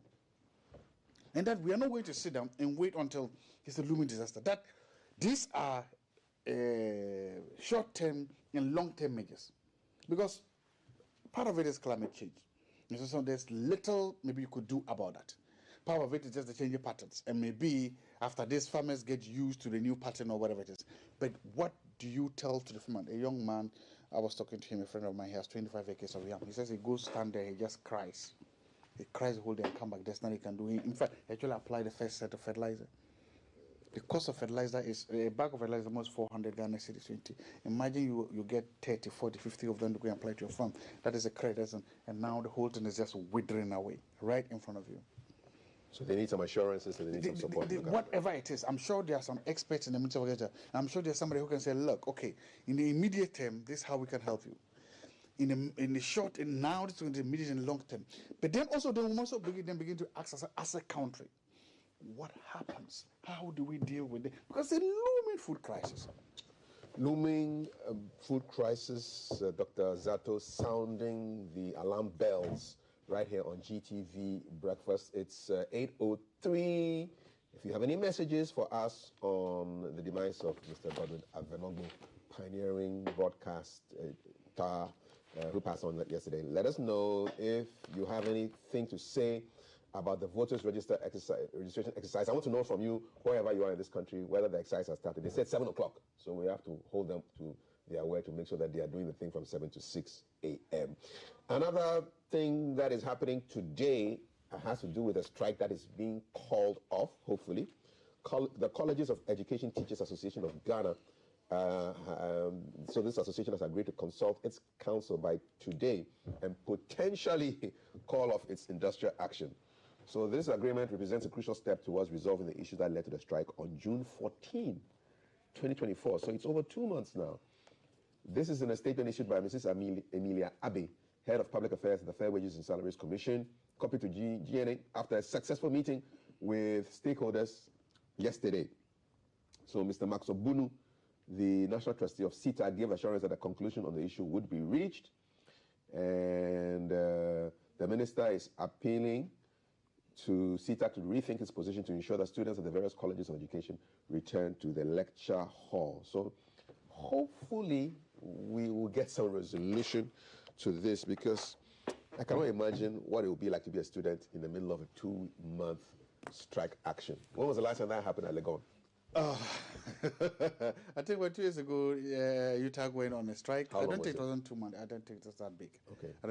But what happens when Utah goes on strike? What do you do? The only thing you don't do is that you don't go to the classroom to teach. But you're still working. You don't go and invigilate exams if there's exam time. Okay. But remember, the work you do as a lecturer is continuous. Because even if schools know that you are still researching, even if you don't go to classroom, you still have to publish. Even if you don't go to the classroom, you still have to probably attend a conference. Even if you don't go to the classroom, probably you're still working on a project. So you're busy. Like, they literally, and that is what people don't understand about universities, because we create knowledge. It doesn't, look, even if you look at how university professor lectures are promoted, teaching is just a third of it, 1/3 of it. The rest of the 2/3 have nothing to do with you going to a classroom. And even before you go to, what you do before you go to the classroom is so much of that. And I think in this country, we've pushed ourselves into a situation where, okay, we elevated teacher training college to colleges of education, right? We elevated polytechnics to technical universities. And then there are universities. So we've seen these issues coming. And they are now biting us. And some of these are policy failures, because we ask, okay, and some of the issues they're asking us, so what happens? It's about compensation. Are they supposed to be, if you are teaching at the College of Education, are you supposed to be in the same rank or the same place as a professor at the university? If not, why not? So there are so many things that are happening. If you are at the Polytechnic, if you are a PhD and you are at the Polytechnic teaching, where are you supposed to be? What are the ranks? I think that by elevating them to these colleges of education and doing that, I think that is what some of these issues are about. And these workers have a legitimate concern to fight for what they believe in, to fight for what is theirs. And I think that we are in an election year. How labor handles this, how government handles it, and how labor handles themselves, we're all going to be very important. Because it will be possible for labor to think that because elections are impending, this is the best time for us to strike and to strike hard. Do you understand? So that because the government does not want to feel bad, they will quickly give us what we want. That's one theory. The theory is that every government knows that. Every government and every negotiator also knows that because of the imperative of the elections, unions are likely going to up in arms. So it now becomes something of every game theory. Everybody trying to game the system. Labour may try to game the system, because they realize that immediately after the elections, their demands in the negotiations may drag their feet. Governments too may try to game the system just to hold on until after the elections. The question is that expectations must be realistic. Both labor and government must also be honest in their discussions, and that MOU signed, decisions reached, must be upheld and respected. That's the way we save this impasse. Okay, so there's got to be just honesty on all sides so that a resolution of the matter can be done. You are watching GTV Breakfast. It's 8:08. We've spoken about CTAG and a possible cancellation of the strike or suspension of the strike.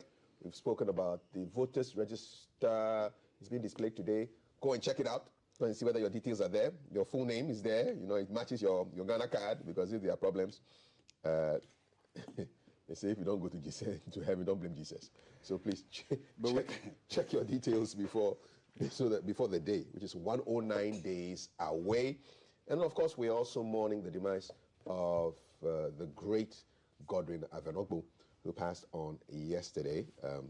Pioneering radio and TV presenter, journalist, communications person, who we had the privilege of speaking with 2 years ago on an interview. You want to go check out that interview on Ghana Broadcasting Corporation on GTV Ghana, and you will be enlightened. Okay, so we've got our messages that should be coming on pretty soon, so that we can get your thoughts.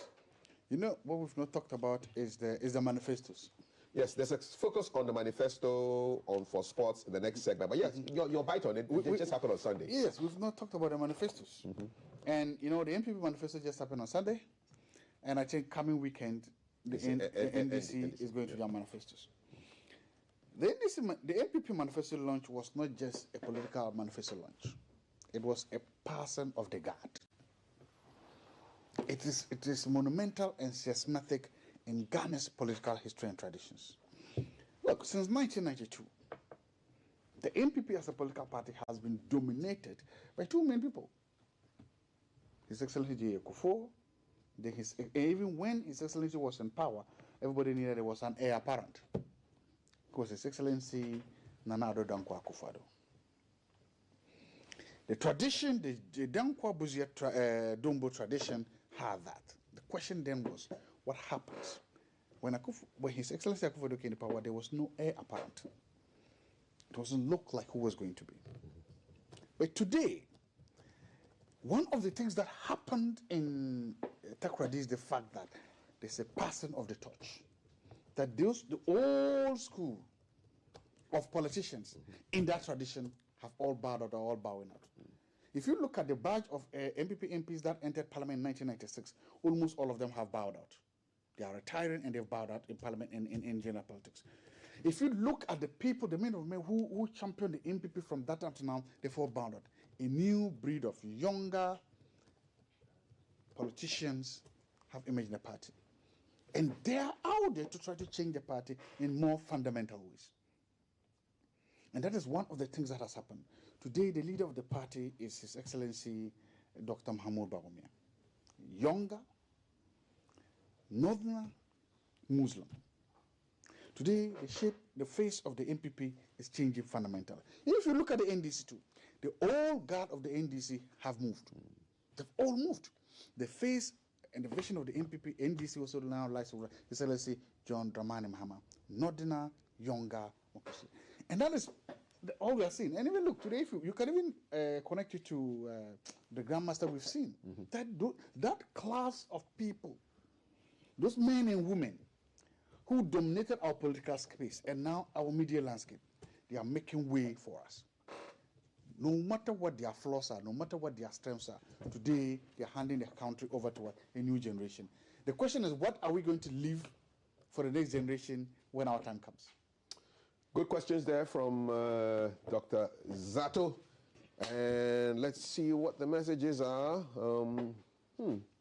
Everybody's giving us their, their view on everything. All right. So the doctor who was on the show today is Dr. Prince Saif from Medimoses. We're talking about infertility in women. So go check out Medimoses on social media. You will get exactly what it's all about. None of you are talking about what we're talking about here. You're just making the pitches for your parties. And so I'm not going to read your messages. Please send messages that are relevant to what we're talking about.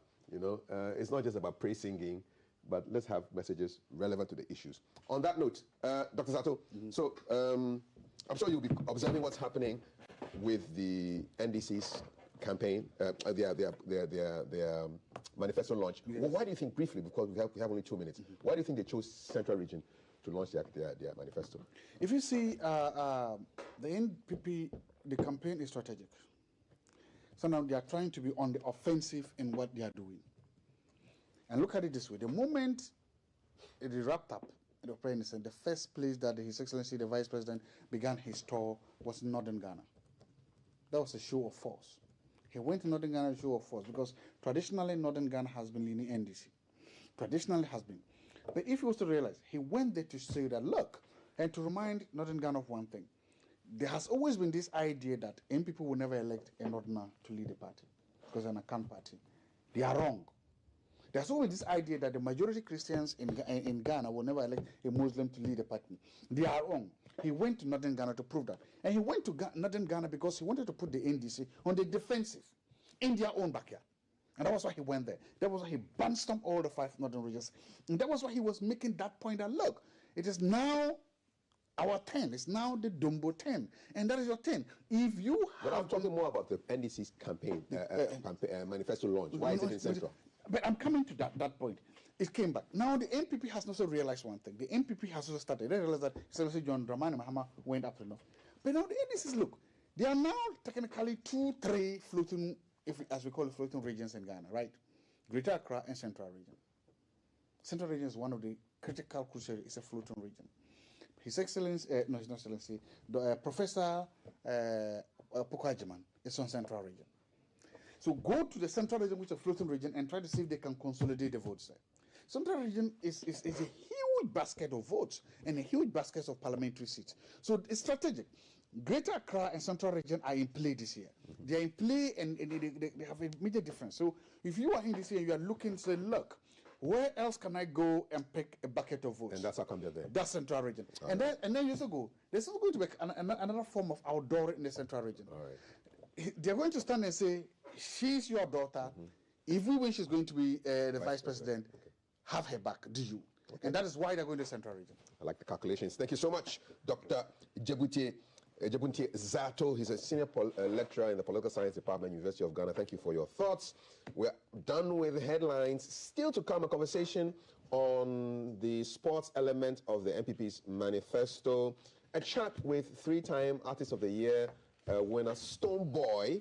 But ahead of that, we are exploring climate-resilient buildings, taking you live to Bontanga in the northern region, where Thelma Taki from GTV Breakfast, Mutala Issa, our northern regional correspondent, and Moro Ibrahim, who's the supervisor at the Bontanga Riverside Resort, will be having a chat with us on exploring climate-resilient buildings. You're watching GTV Breakfast, hashtag GTV Breakfast. My name is Kath. See you when Stonebwoy comes around. Don't go anywhere. I will deal with you later. Go on. Coming to you in 3, 2, 1. Let's just start talking now. She can hear you. Hello. Good morning. Dasiba, welcome to Dagbong Land. It's a pleasure to have you join us on GTV Breakfast. We are live from a community called Bontanga in the northern region, about an hour's drive from Tamale. What's our mission? It's Climate Talks, the second part. 2 weeks ago, we were in Wa, where we talked about the impact of climate change on agriculture and food production. This region has not been spared the near drought that has engulfed the northern part of the country. I say near drought because yesterday, thankfully, when we arrived from Accra, we brought the rain with us to northern region. So Tamale had a heavy rainfall last night. The farmers are very happy going about planting. But for this leg of the climate talks, which the GBC is doing in partnership with the German embassy in Accra, we are focusing on climate resistant buildings. What are climate resistant buildings? These are specially designed to withstand the impact of climate change. So if you remember from back in the day, our grandmothers and grandfathers in the villages, especially in this part of the country, they used to live in mud houses and they had thatched roofs. And you'd wonder why they did that. It turned out they were onto something. They were specially designed to make sure that they were more roomy.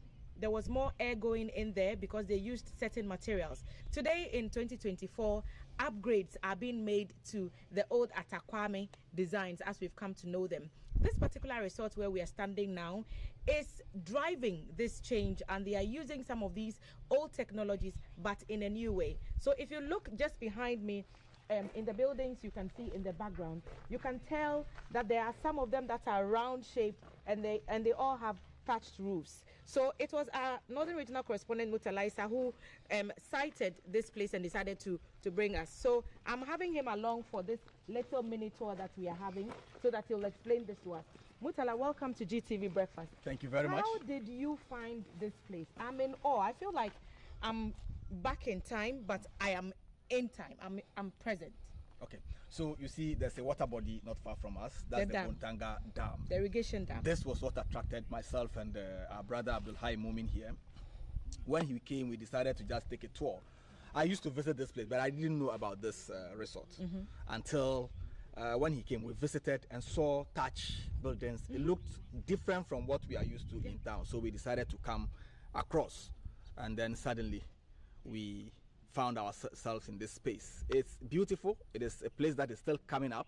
And we happened to meet the guy, Peter Awuni, who told us the concept behind this development. He's a climate resilience guy, somebody who is trying to inspire the community to adapt to the climate situation that we are currently having. If you look that way, like if you could turn the camera that way, you see a small forest coming up. Now, what you see over there is a forest coming up. It's behind part of his behind the fence. It's part of his development. He didn't plant these trees. They were there already. They are just small twigs that he met here, but decided to allow to leave it alone. Don't touch it. And within 3 years, you came here in 2020, is that correct? With 2020, 2024, 4 years, that is a forest growing. Because you could have easily pulled those trees down to put some buildings there. And that's the kind of consciousness we want to raise. Exactly the point. That if you're building a climate resilient property or facility, you have to keep the environment in mind. Everything does not have to be pulled down to accommodate a building. Yeah. The natural ecosystem of the place can also still be preserved to maintain, you know, the balance, because that's what we need. We don't need all the trees down just because we want to make some expansion works. So the supervisor for the project, Mr. Moro Ibrahim, is joining me now, and he will try and explain what this concept is all about. Moro, thank you for making the time to join us. We are live on GTV Breakfast. Okay. So what's the dream? What do you want to achieve with this place? Yeah, actually, that's my boss. She decided that now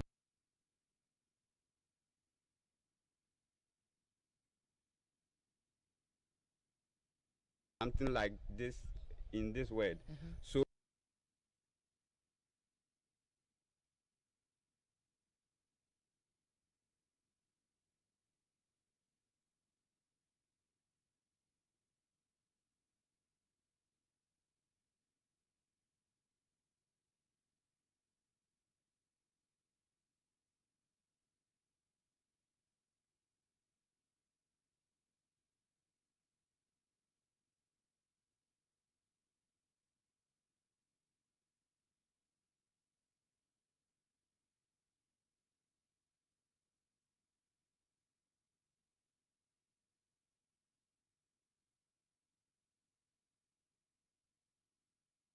Sandstone.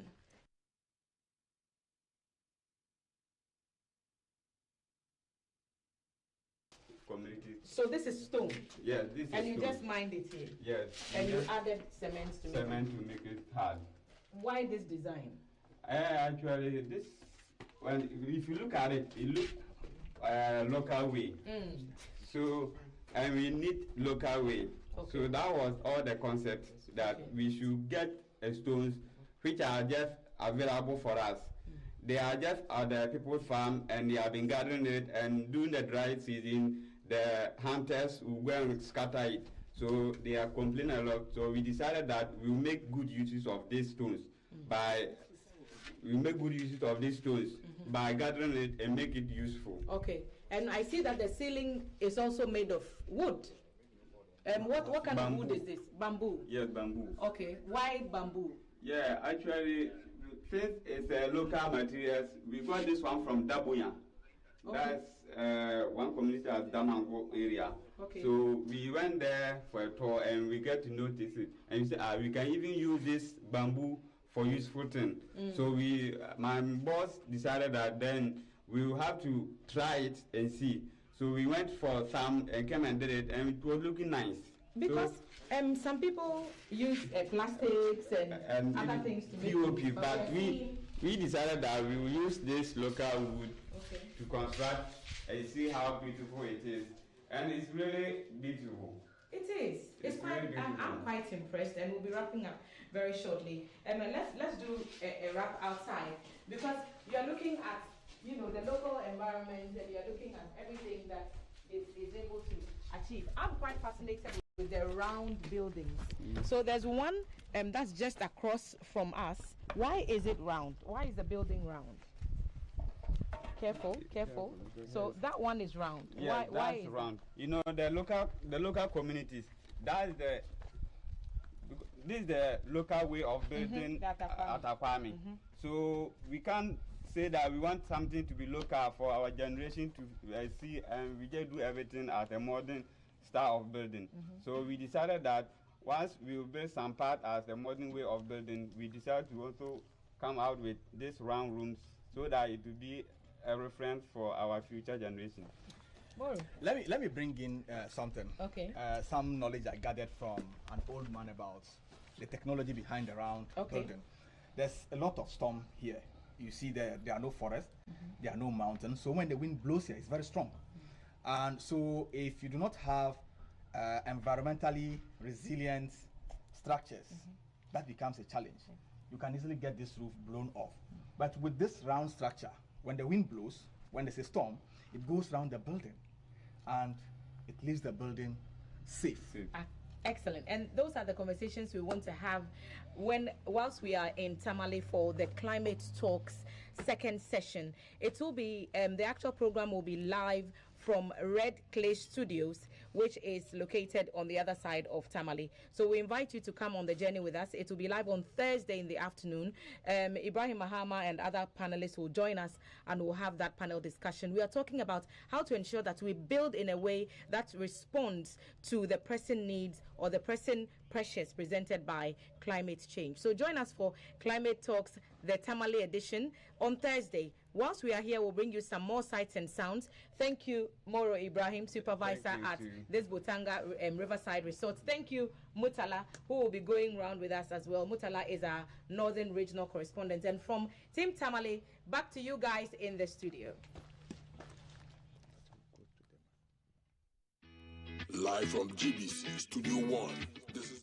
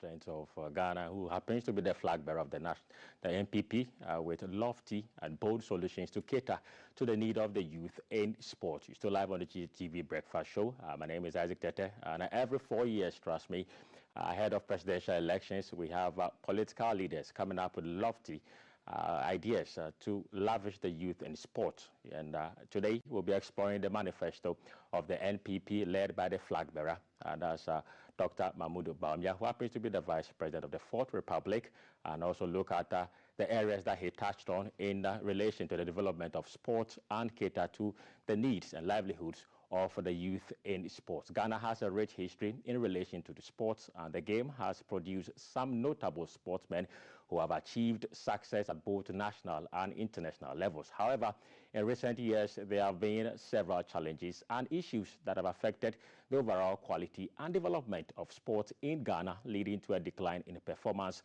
of the various teams. The question, however, is how did we get here, and what is the political commitment to revive sports in Ghana, especially football, which is the passion of the nation. The NPP, in its manifesto, part of the broader sport development vision, has announced the establishment of the Ghana School Sports Secretariat as a special purpose vehicle to drive sustainable development of grassroots sports through schools and in collaboration with stakeholders such as the Ghana Education Services, Health Service and Sports Federation.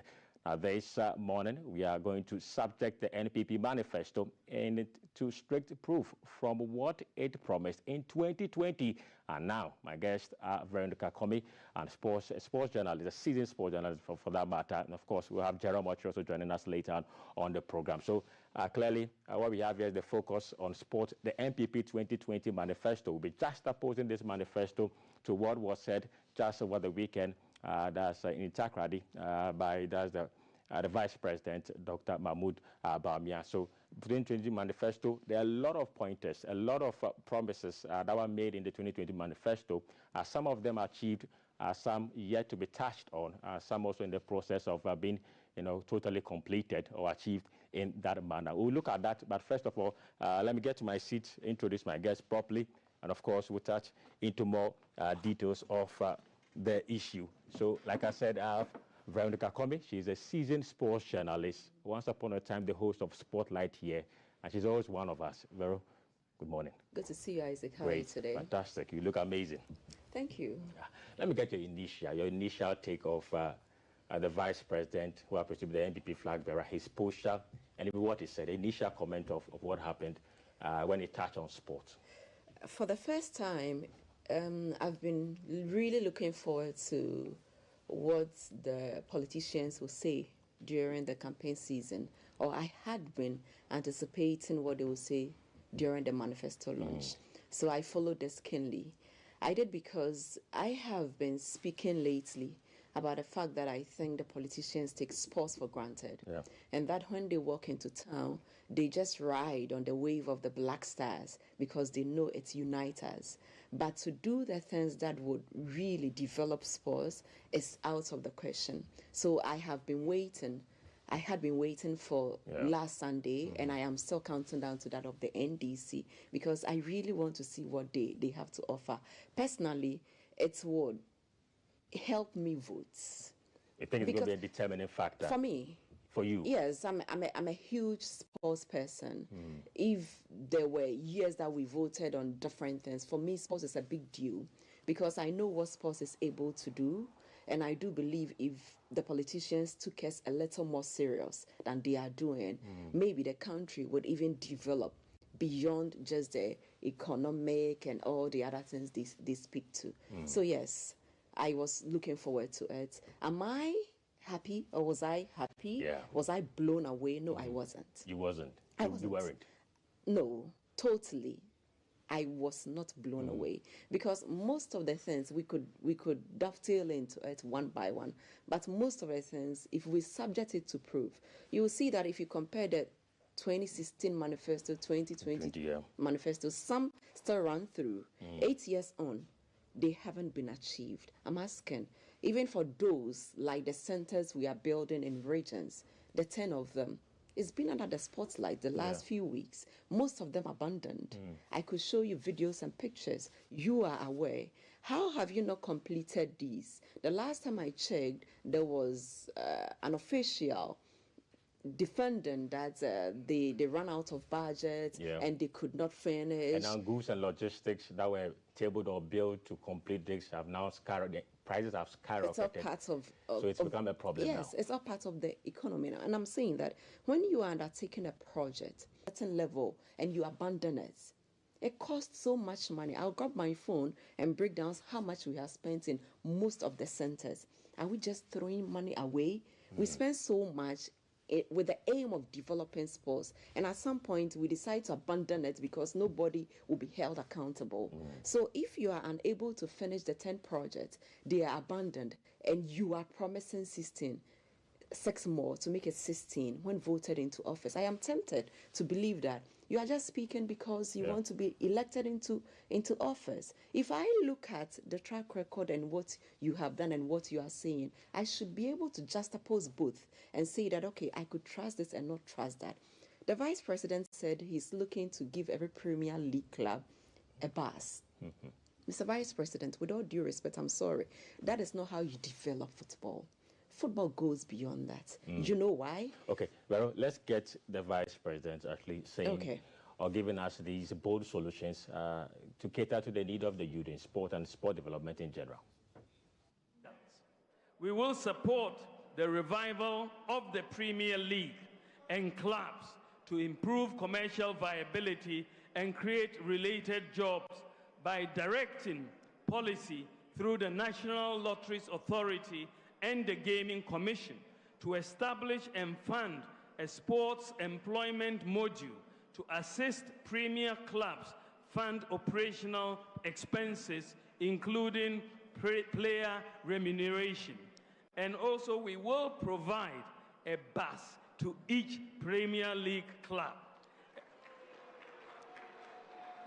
And we will build 6 5,000-seater capacity stadia for the new regions, the 6 new regions, and we will build a standard stadium for Sunyani because of their love of football and the many clubs in Sunyani.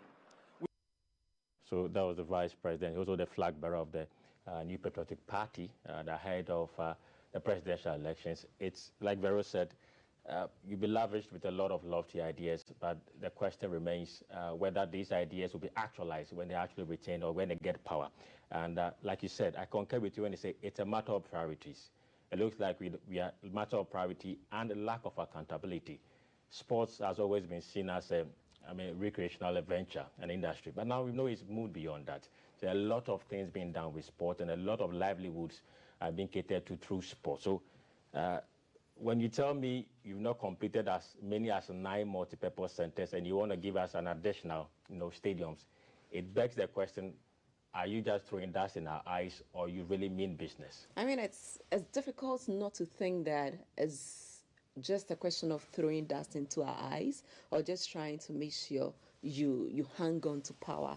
I was coming to the issue, the Vice President just spoke about it, about providing buses for the league.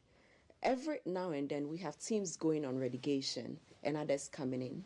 Is the Vice President saying that every time we have new entrants and they all get buses? Football is not developed like that. There is Division 1, there are lower tiers of the league. Fundamental challenges. When you look at the Manchester United, the Arsenal and others you guys support, they build their own stadia, they buy their own buses.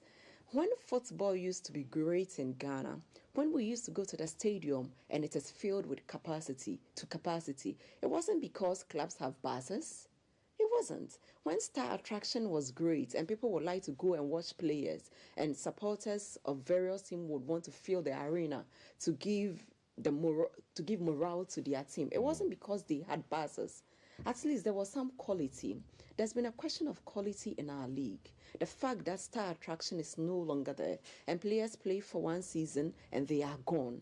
They are fundamental challenges. So if you look at a quick fix and you think that to get people cheering is a question of just proposing that you will offer a bus, then it's problematic. It means that you either do not understand the challenges or you do not care at all. And for me, it could be one of these two, or it could be any of these two.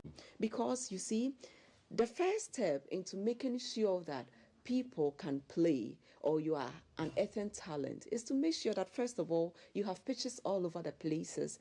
Someone could want to zero into the astroturf that are being built everywhere. A number of them, I understand, is over 100. Over 150 now. Go into the communities, ask yourself, how many of them are operational? Recently, there was a storm. It blew one away. The quality is poor. I have visited some of them. A few weeks ago, some friends of mine wanted to play at the Medina AstroTurf. It was costing 400 cedis for 2 hours. Are you saying if the plan to ensure that communities have AstroTurfs and kids could play is the reason why you built them, how are you justifying that the 400 cedis, the kids can afford it to be able to play? Have you ensured that we have instructors, coaches, those who can scouts, who can identify talent, get these boys together, those who can walk them through the right path to ensure that they are correcting them, those who build these boys up, those who correct their mistakes? You see, there are all manner of things that come together to make sure that you are actually on the ground working, not just proposing things because it looks, you said lofty, it looks lofty. No, that's not how you solve a problem. I have been saying that it's important for us as a nation to have a football policy. If we had a football policy, it would speak to how many pitches we want to do, what we want to achieve, how many people we want to train within the year, and all that. These league clubs that the vice president wants to please so much, they are owned by individuals. I'm not saying they do not need help. We have had the league run for so long without sponsorship. That's not how you do it. For 8 years, what did the government do to entice the corporate bodies that they speak of today? Except the Black Stars are in town, we have a tournament, and then there will be a presidential call to put them together. There is a dinner, they put money together and send the Black Stars away. But football doesn't start there. Most of these Black Star players, they began here. If you don't develop the football, or if you don't develop it holistically, you are joking just by throwing buses to Premier League clubs because it's nice. The Premier Leagues you see, most of the players come from the Division 1 and the lower tier. What is the plan for them? I heard about his solution for cool football to revive it. Anybody can say that. Cool football is already in play. Exactly what is he tackling? I really would want to see them flesh out the how.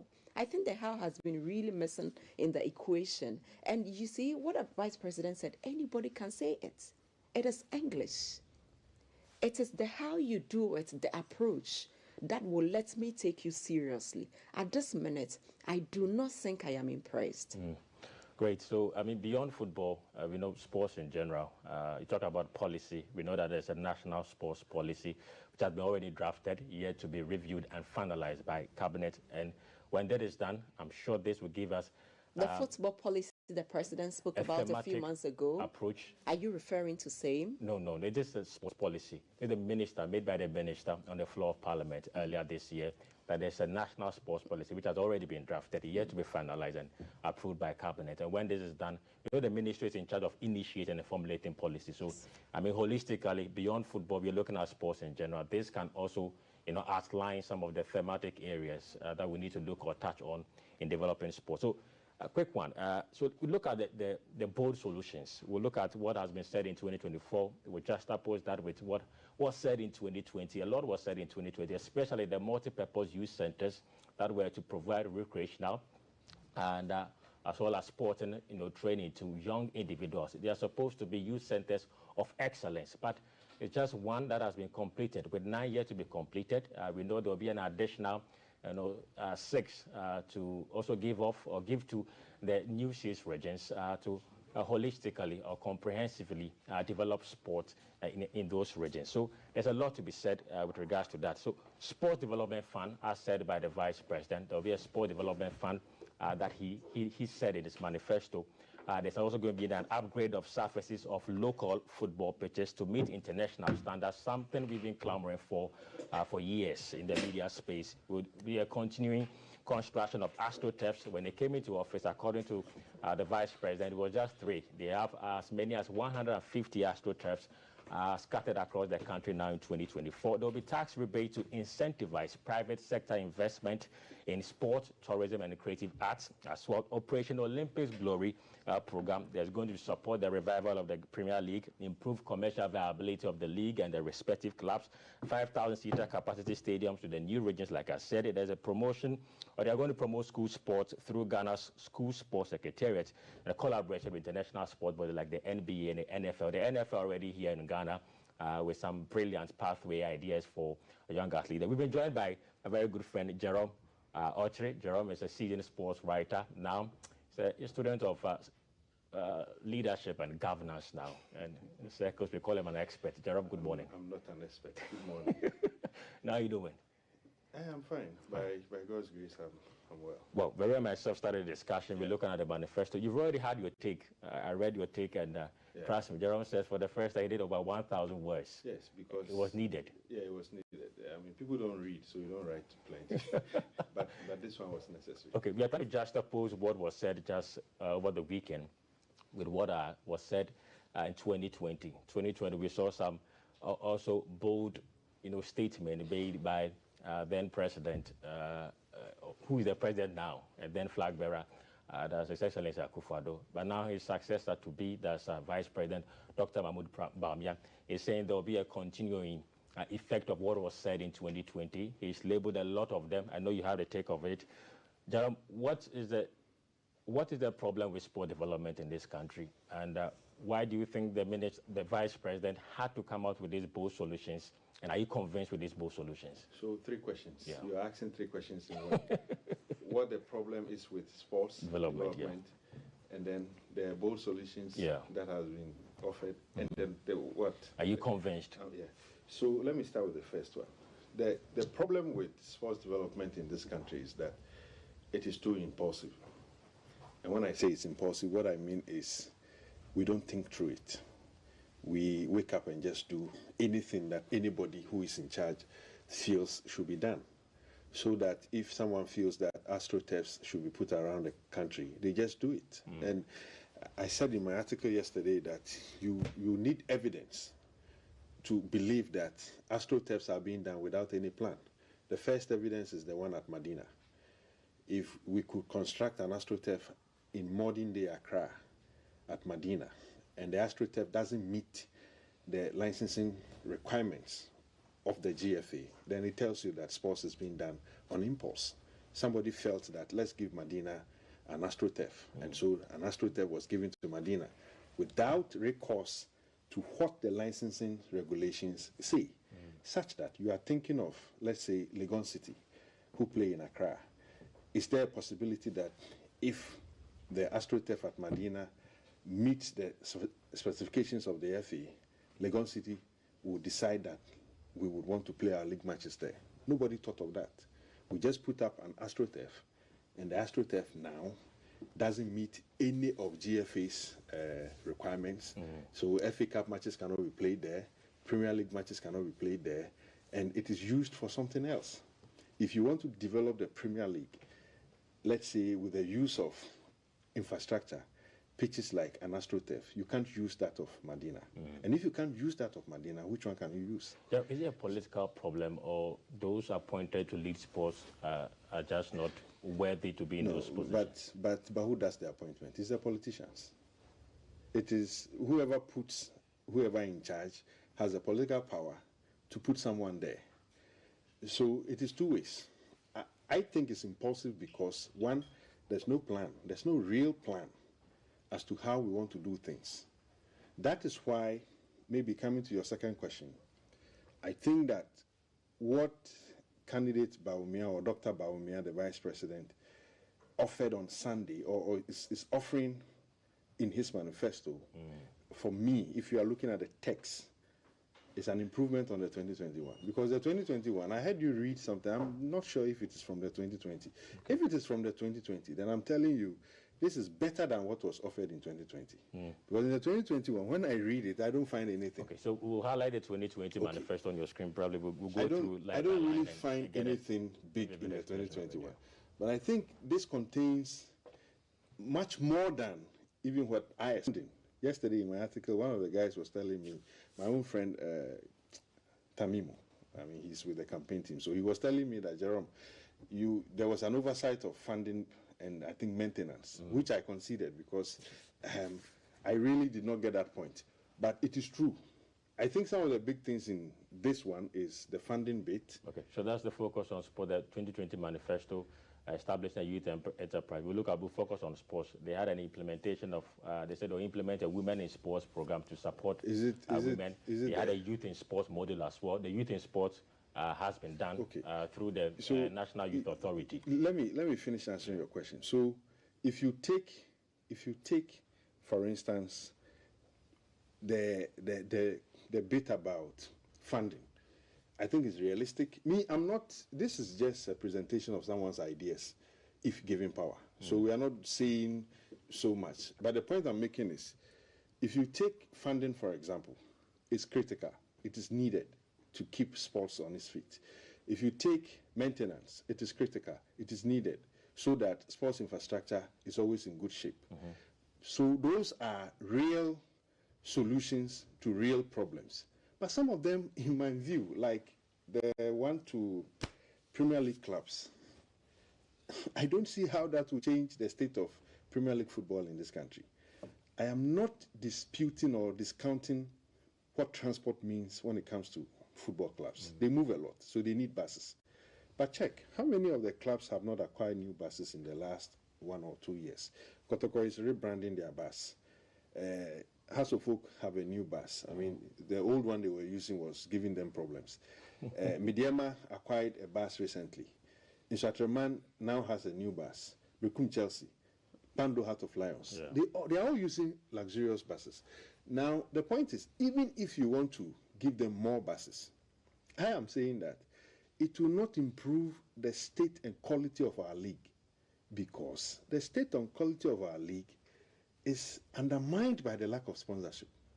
It's undermined by how the clubs even are running their businesses. And yesterday I cited Kotoko. Kotoko is run on a skeletal structure that has no vision, no plan. You don't see what they are doing. Let's say the amount of money that is in the league. You win the league and you are given less than $30,000 or around $30,000. How much will be the cost of one bus? If you have the capacity to buy 18 buses, put that money together, put it in the league. So that promise, for instance, for me, is not realistic. It will not solve the problem the Premier League has. What about the subsequent promise, commercial viability of the Premier League by creating and establishing an employment model through the NLA and Gaming Commission? So that looks viable. But I'm saying that there are real problems the clubs are having, such that if, for instance, the licensing issues, a lot of them don't meet it. Kotoko has run without the board for 1 year. I don't know what is going to happen this season, whether the FA will still allow that to. No, you can't prepare the laws. You can't use an IMC for. So let the government, if it has any support, any government, if it has any support for clubs, look at the governance issues of the clubs. It is there. Once you are able to solve their governance issues, it is going to impact on what they do on the field of play. So it's not about just giving buses. And you see, the FA president said the same thing. I don't know whether he will do it or he will not do it. But I'm saying that there are critical issues undermining the growth of football. And anybody who wants to help develop football in the country should look at those things. Now, whether I'm convinced, I think some of them are convincing. Like, for instance, I'm impressed with the Ghana School Sports Secretariat. Because I said here that there's no plan. I don't see any plan. If we have a Ghana School Sports Secretariat, granted it will be done. My assumption is that it will come with a plan that ties sports development to education. And we have seen how the US colleges, the Canadian colleges, Germany, Japan, all of them are developing athletes through education. So why not Ghana? It can be done. Only that it comes to the third, maybe the final point, the political commitment to get what we are saying done. I think that is what is lacking, or that is what has lacked throughout the entire presentation of sports development in this country. The final part is the stadiums. Look, it's not like I am undermining what has been said, but I'm looking at what is on the ground against what is being promised. See, if the current government started the construction of 10 youth resource centers, and when I entered, you were talking about 9 of them or so. Yeah.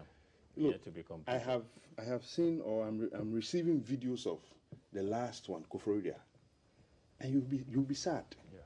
Yesterday, Graphic Sports published pictures of the whole one, which was completed just last year. Graphic Sports did an editorial on how the whole sports complex is deteriorating. My point is very simple. The maintenance model is okay. But if you cannot maintain or even complete Kaneshi Sports Complex, if you can't complete it, and assuming you are retained or you are likely to be retained, my argument to you will be that commit to completing Kaneshi Sports Complex before you promise 6 new stadiums. Exactly the point Vera and myself were alluding to earlier. And there's been a tussle between who oversees these facilities. And that's a major problem. It is there is a lack of confidence and trust in the NSA already, and the assemblies who, benefit or direct beneficiaries of this also they are not competent enough to manage and maintain these facilities. See, don't we have private sports facilities in this country that are in better shape than what you are seeing on your screen? Don't we? Of course. How are they maintained? It is because someone has been put in charge. I went to Right to Dream. It was a fantastic place to look and at. That person supervises whatever is done. The critical thing is funding. It's money. Accra Sports Stadium sometimes is shut down. Is it money or priorities? No, it's money. Money is key. Priorities coming. But the whole thing is, if ICGC, and this is on record, is able to hire Accra Sports Stadium for watch night service on 31st December, and ICGC is able to erect light poles, is able to manage the how do you call it, the washrooms in such a way that within that 24 hours or even less, where they are having that program, Accra Sports Stadium functions properly. And the moment ICGC goes away, it comes back to its previous state. What does it tell you? It tells you that it's a management issue.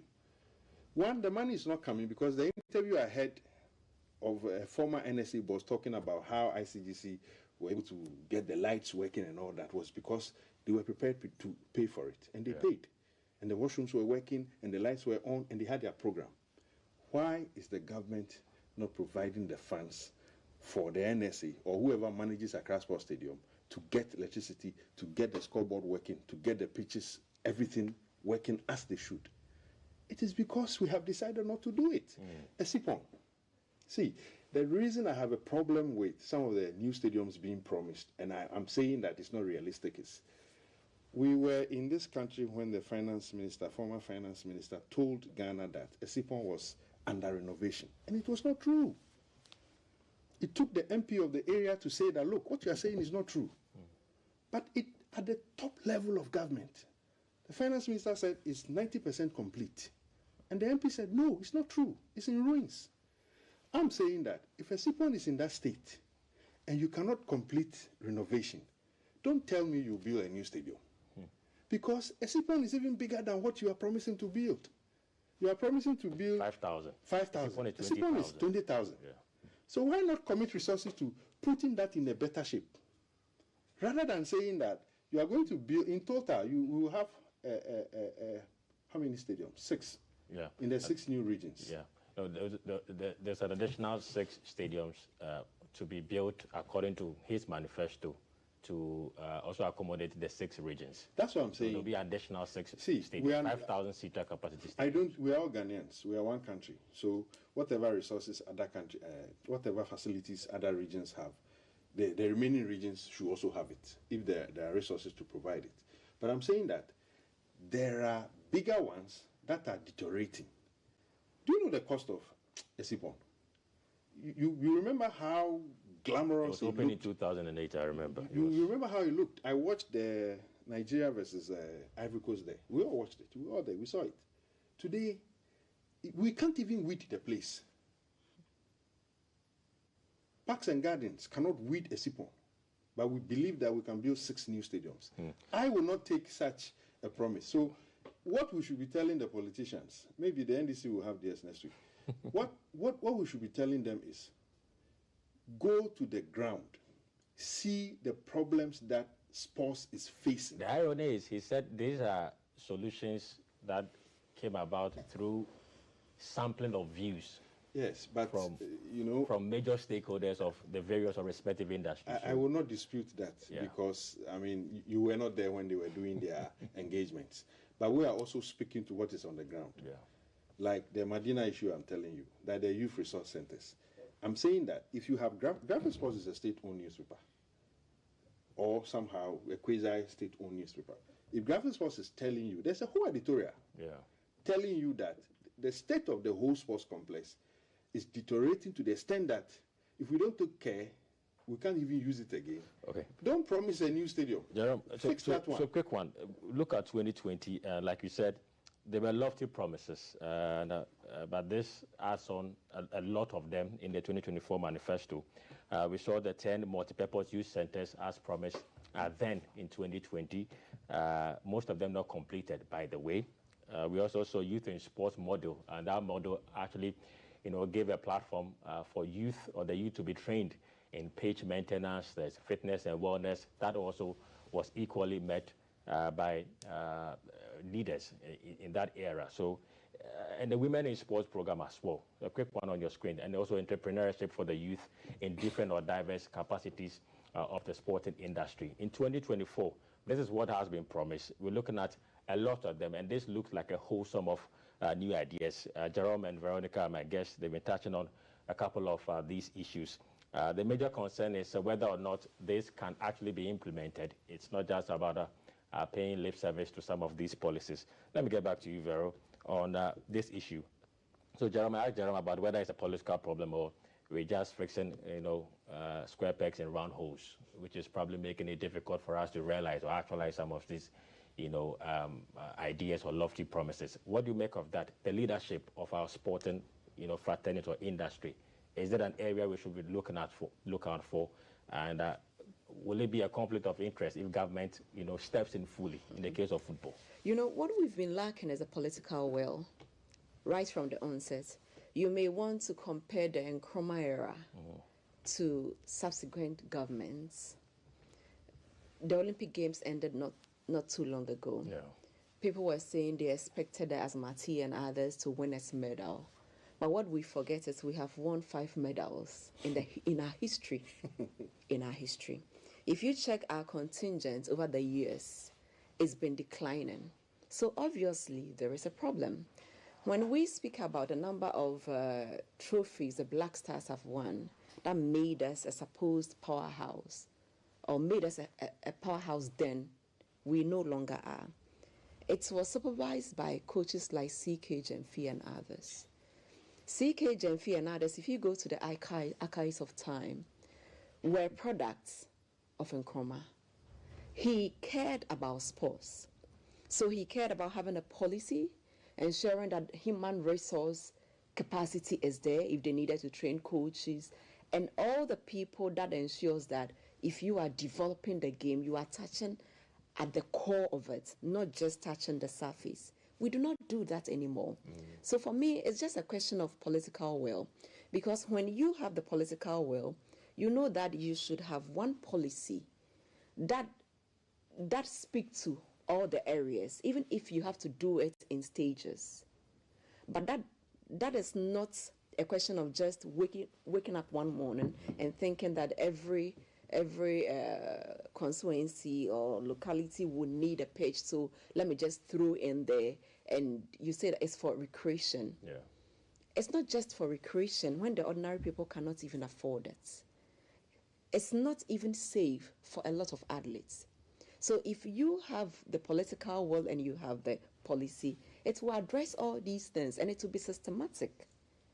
You won't even need another 4 years to tell us what you will do. It will be about improving upon it, what has been done, what has been achieved. All these the centers that were built in the region, what was it for? Apart from the set march or celebrations that they have had there, can you mention one that hosted a sporting event?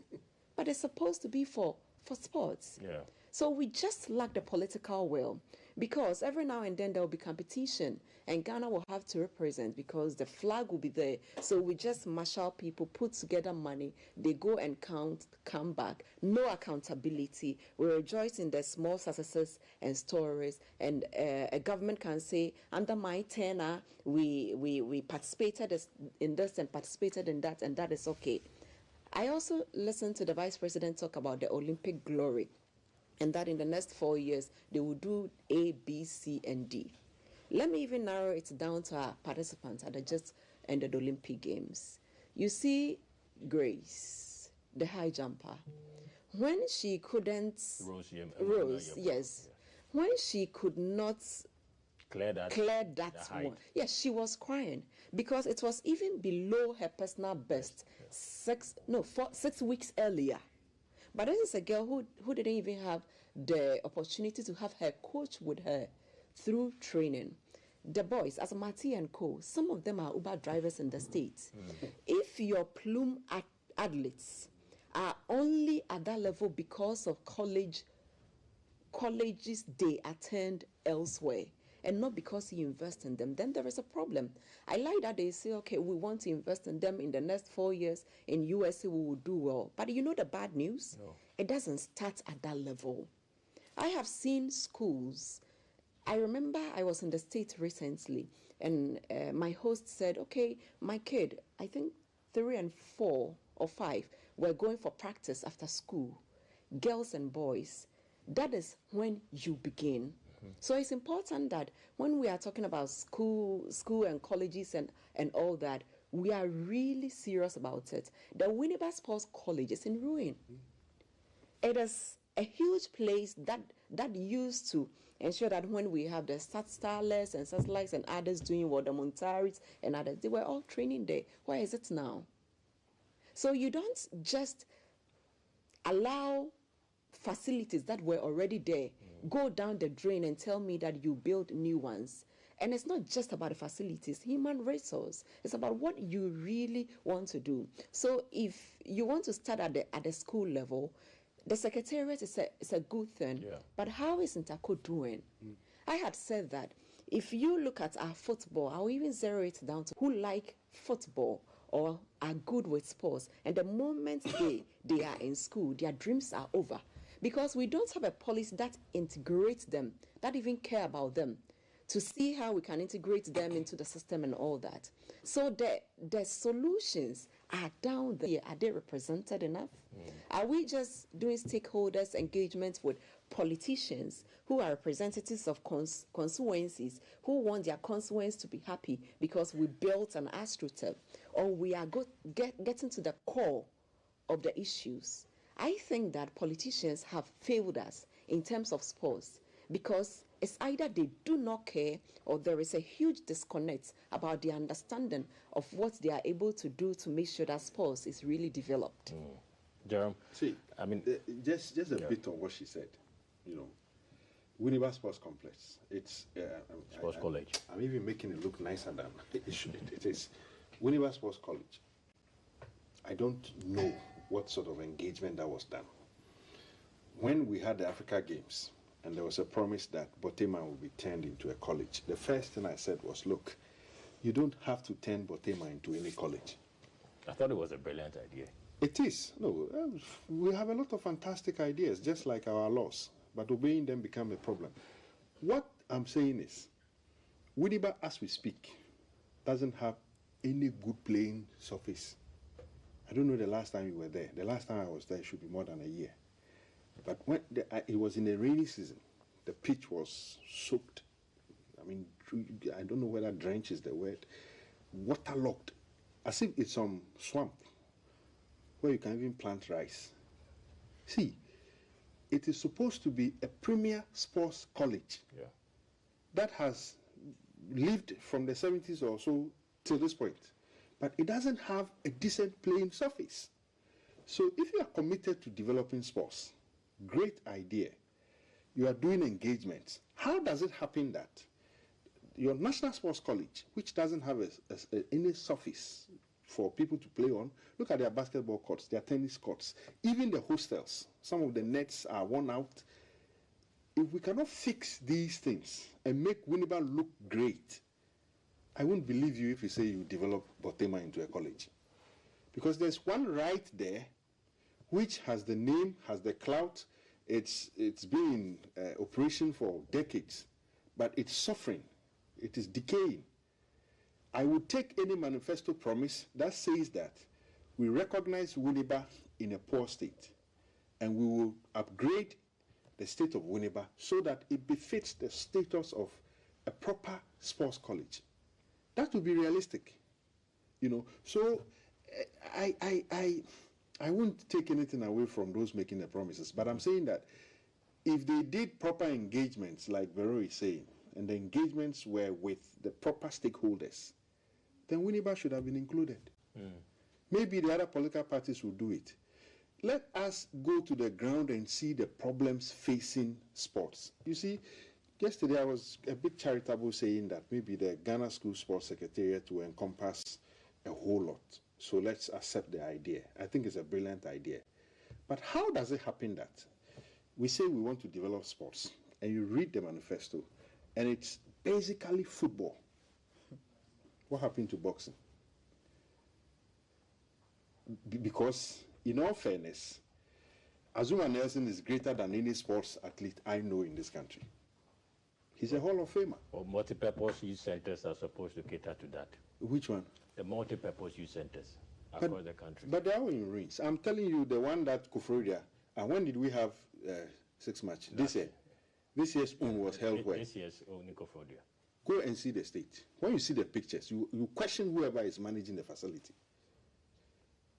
See, as for the manifesto promises, maybe we shouldn't even pay attention because they might not even follow it, what they are promising. But among them, I know the school sport excited you the most. Yeah, it does. It looks more realistic. Yeah, it does. You see, there are some that are really going to help. I've mentioned the school sports thing. I've mentioned funding. We need funding. You can't do sports without money. So funding is great. The Vice President also mentioned maintenance. Maintenance is not anything we can take for granted. Even if we didn't have a problem with maintenance, if it was promised, it is something that we should take seriously because it will come to the point where you need to maintain the facility. Originally, we have a problem with maintenance. And it was one of my things that if you promise sports development in Ghana today and there is no mention of maintenance, you can't be taken serious. Yesterday, it was an oversight. I said that there was no mention of maintenance. And then someone corrected me that, no, there was. Yeah. So I had to edit the article. The point is that the solutions being preferred, some of them are great. Some of them do not touch the heart of sports development in the country. Vero mentioned Winneba. I wanted to make that point because we should not see Winneba in the state it finds itself if we really want to be an international competitor when it comes to sports. Some of the things, when you hear them, you won't believe them.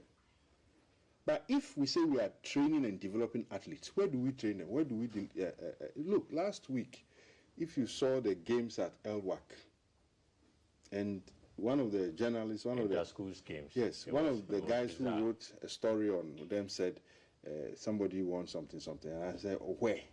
He said, Titan tracks. I said, you call these Titan tracks? These are tar road, it's called tar tracks. Athletic tracks, yeah. It should touch us that if we say we really want to, and I'm not undermining the idea of the school sports thing, but see where students are are having athletics. Just check where others are doing this. You can't compete with them. You may have the talent, you may have the strength, but even in the Bible, those who were given talents and they buried it, what happened? Yeah. So, I mean, you need the platform. Development infrastructure is very key to the development of athletes. And again, one thing I think we overlook is a sustainable pathway for athlete progression. It's something we don't do well with regards to building data and monitoring athletes. I think it cuts across. Even getting data from the respective federations, myself, if I want information, even from the respective federations, it becomes, a tussle between myself and these federations. So I think it's one area that we ought to look at. Because data is very important. Is digital world will gladly accept the fact that we build a very strong database for our athletes moving forward. The people who are doing those things, the people who you can, if you want records and information, the data you are talking about, the people who have those things, it didn't just come up. It didn't happen in a vacuum like they were there. We want data on Carl Lewis, and then it comes. We want data on Usain Bolt, and no.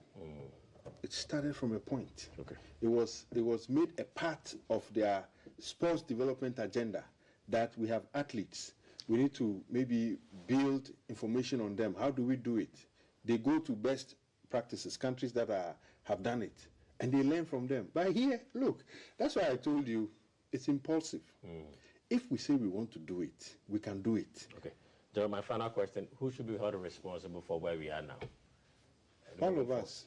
All of us? Yes. I have no doubt about that. All of us? Yes. But the greater part of the problem or the blame should go to leadership. All of us, because I've seen people stand at Accra Sports Stadium just beneath the staircase going to the media stand, urinating there. Close to your GBC van, the van. I have pictures of some people there, standing there, urinating there. It's irresponsible.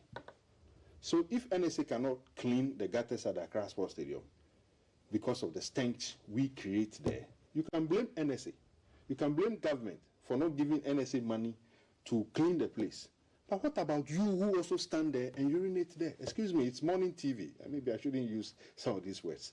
But the truth of the matter is, if I stand in the open where there are washrooms, I can't turn around and say government is not cleaning the place. Who is to be blamed? I think it's leadership, right at the top.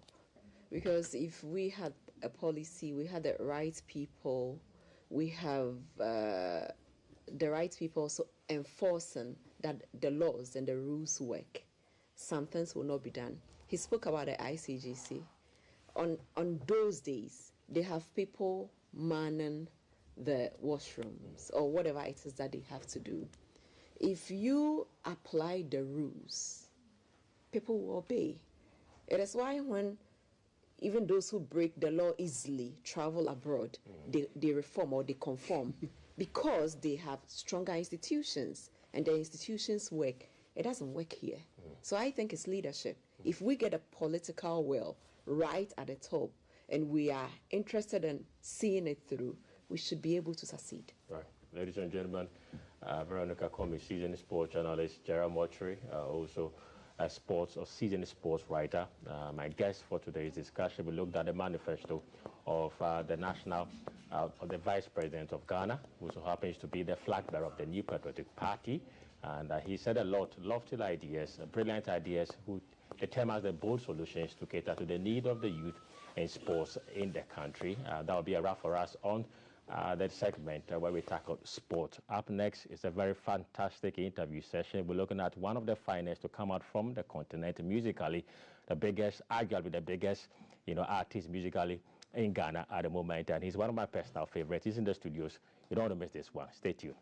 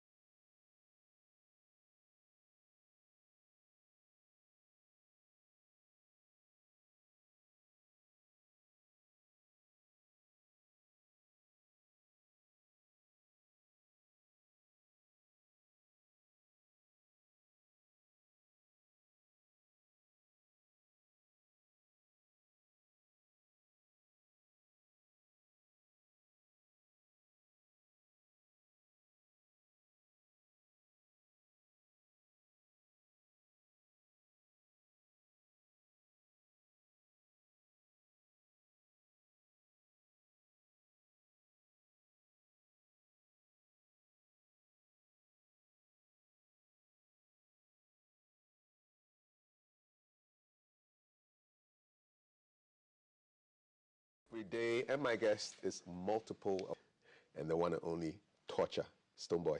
Yes. Wagwan. Bless. What is going on? Yeah, man, everything is, we're grateful for life, man. Works are going on, you know, pushing the music, doing the collaborations, telling the people, you know, life is worth living, though it can be hard, it can be tough, preaching the message of perseverance and being an exemplary to that, you know. So. Yes, yes. I see a new name, the Torcher. What is all that about? Torcher. Yeah, it's like torch, a torch bearer, the one that ignites the torch. You know, like it came to me. It came to my spirit within the weekend because I've never heard anywhere the torture. You know, if torture comes to mind, it would be the Torture. The pain. The pain. Yeah, man. But you know, for what happened the weekend in Winneba and at the University of Energy and Natural Resources, the love, the reception, the level of energy that the people, you know, thousands of people met us with the musical exchange, it just came to mind. Believe you me, I was the one behind the phone at the time, you know, not the social media management, whatever. Yeah, because I wonder, there's so much on your page. It just came Torture, like I just put that one there. And it came. I actually, you know, and I looked out for it. When the word came, I Googled it, and I realized, wow, this is what it means. You know, you can also check it out. Yeah, because it has several meanings, but the meaning that ignites, you know, the one that just lights up the place, the one that breaks the barrier, the one that pushes the envelope, the one that continues to burn the fire. So I'm like, yeah, the torture, you know, because that's just what it could be. It came to my spirit. So you're holding the torch like the Olympic flame or something, and then you are carrying it. And who's behind you? Who are you lighting the way for? Yeah, we're lighting the ways for those who definitely come behind us, and those before us have also lit the way for us, you know, for us to get to this point. And this reminds me of the fact that I go by the name Burn It On, so keep it burning, burn it on. So you see, right here, I just remember that I couldn't be nothing else but that, the torture, you know, keeping it burning. Because when I look at the works of our predecessors, I always love to take time and read. Yesterday, I was focusing on Afromosis. And I'm like, listen, these people we've not actually highlighted them enough with what they've done till today. These are people who, and the likes of the JW Ambules, so it inspires me, Kojoenchis, to just continue that torch, you know. Yeah, this is, you know, in a very long time. And it pushes me to also do stuff that would also, you know, push a generation forward. So that's just it. So you named yourself the Torture? Yeah, man. Who named you Burn It On? Myself. Who named you Livingstone? My father. But myself. So we were transitioning from the primary school in Ashaiman, number 3, government school in the market. You know, there was a nice story that, so I said I was not going to go to the school again. So he should find a better school. So we're in our neighborhood, he found a private school. And when you go there, the names are there. My name was Eche Satekla. So it's like, everybody has Michael, everybody has Joseph. What's going on? And then he said he had the brother twin who had also passed because I'm a twin. So when his name was Livingston, I'm like, I love it. This is what I remember about my English name. So I went to school the next day and I wrote Livingston Eche Satekla. One time? One time. So your father too was a twin? No, he had siblings who were twins. Yeah, okay. So by that virtue, I just said I liked it. So I don't know, if I didn't ask, probably that wouldn't have come to his memory. You know, so by that movement, I think I called for it. So the people in school called you Livingston? Of course, they called me Stone. So he himself calls me Stone from when the name was added informally. So till today, that's how I come. And who added the boy? Boy is myself, you know, because you have to, you know, the rude boy business, you know what I'm saying? Like, boy is boy, basically, you know. Who doesn't want to remain a boy? All of us, forever young. I had my son singing Forever Young, and he's 14, and he's singing that song. See that? Everyone wants to remain young. So, yeah, by the musical act and stuff, that's where the boy came through. So, yeah. So when I open your passport today, what are the names inside? You see Livingston Eche Satekla, but I have to give credit to Dr. Duncan as well. Like I always say, he actually instigated the boy, because I went on radio one time, the first time to do the thing. He said, what's your name? I said, my name is Livingstone, but you can call me Stone. But what do you do? I rap, I do that. They say, okay, so then we have some one Stonebwoy here, rude boy. And then that was how the boy came from there when I exited. So I just added it to it. It sounded nice. And I think the boy is the first boy for a very long time on the continent, before the other boys across the continent. So you know what I'm trying to say? No disrespect, but when Stonebwoy's name was banging, everybody else was something else, but not something boy. You know what I'm saying? Yeah, what wifey they call you? Natty. Why? Yeah, Natty. Yes, sir. It's like Ras. You know what I'm saying? Okay, Natty Dread. Yes. Okay. And then your children? My children, they call me daddy, believe me, but they find time to just come and be doing Stonebwoy stuff. Like you, I know you. You're a Stonebwoy. Like them one day. Can you see yourself in them? Yes. In what way? I think they are more talented than I am. For real? Yeah. In what way? In exhibiting their creative prowess, because my daughter can play the keyboard to an extent and sing on key already without being taught. And she's how old? She's 6 years old. Hey. And I know people see on social media the way she's fluent, she's picked it up. My son is like a secret weapon. He doesn't talk too much, but he really is open. He's lively, And so I see the two of them, and I now understand that I also got it from my parents, because it's supposed to be a DNA situation. Yeah, so my dad actually says that it's been there. My great-grands used to drum, etc. So I wouldn't be the first one to start this lineage of, talented people or people who are gifted to be messengers of music. It goes right from way, way back. So I'm only continuing. I'm only burning the torch, Burn it on. Burn it on. Torture. Yes, I. What's it like to be a daddy, man? It's the highest form of becoming a man. Being a daddy is the highest form of becoming a man, because after that, what else? To procreate is the highest order, to go and live up to expectation, fill the earth like the Bible says, as I don't know which other book says that, but I read the Bible. So I think that is it. And then being responsible as well to them, making sure that these ones are taken care of to the point where they can take care of themselves is the biggest thing. So I keep saying, sometimes when me and my wife speak, I'm like, there are two things that nobody should really rush into: becoming a dad and also, becoming a family person. Because these are the highest levels, so you have to take time to study, in as much as it's like a study on the job. There's no, nobody should rush anybody like, oh, when, we find that in society. Why are you not married? Why are you not doing this? Why don't you have kids? Especially on the women, that they give pressure to women. Exactly, and I feel like that pressure is not, because we have a lot of daddies, a lot of mummies who are not daddies and mummies. Yeah, we find our children giving birth to children. And, so I respect the fact that when you see a father that you can emulate, or a mother that is a real mother. So, yeah, that's how I see daddy and fatherhood, Yeah. Maybe so. I never see you wear red beret before. Where from this look, man? Militant. Yes, I am. What be the inspiration? That's what the stylist in me said I should do today. Okay. You get up with different colors there? Yeah, different. I got black, green, and then red.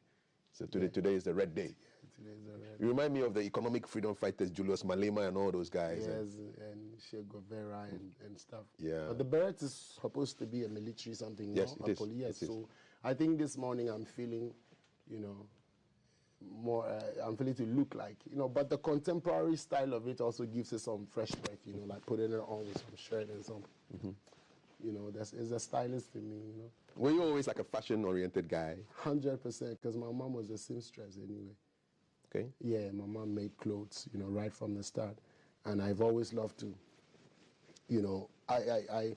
I'm my stylist basically. You pick up any skills from her? What can you do? What surprising things with sewing? Yeah, I can stitch my stuff. Yeah, I can cut. I can look at. Oh, okay. Many of the things I wear, I sometimes alter, because sometimes you pick it up and it's not how you want it to be, so you alter it a little bit. So I always have like a scissors on me, in my travel clothes, because that's the quickest one. And I have like the needle. One time I bought a small machine. You can sew with it. It's like a small machine. You put in the Thread? Yeah. Yeah, it's online. It's just a handy one. Them thing there. Yeah, I love to. It'd be so. Yeah. Could you have been a designer? If you were not a musician, what do you think you would have been? I still am, because it goes with it. You know, you have to have the idea to know what you want. It's very, very important. So I think that not a designer full time, but as a musician as I am, my type is a whole 360. I design.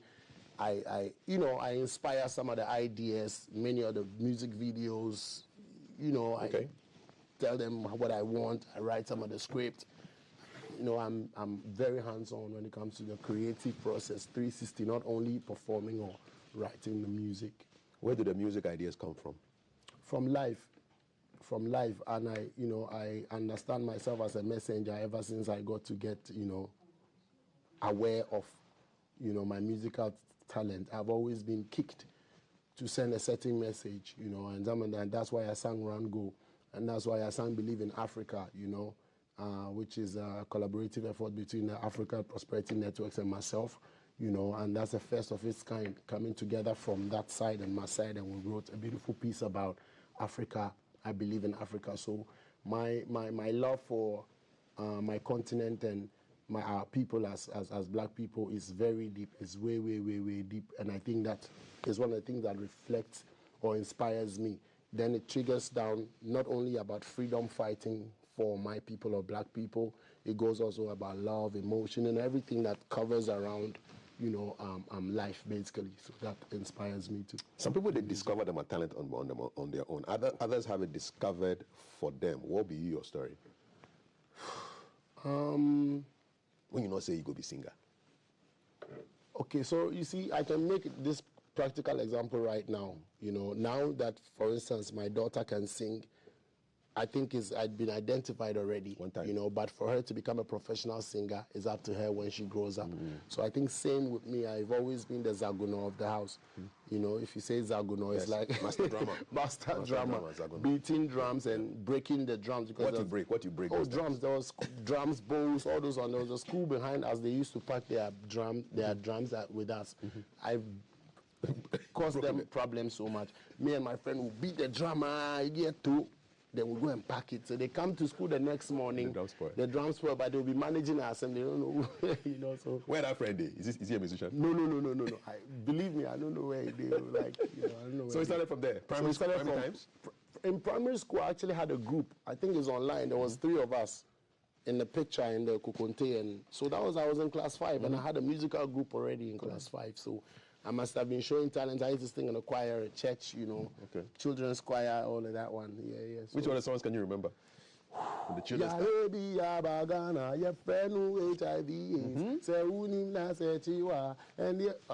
the yeah, but you took it all the way back. So that was a song that got me into, like, the school started like, okay, look.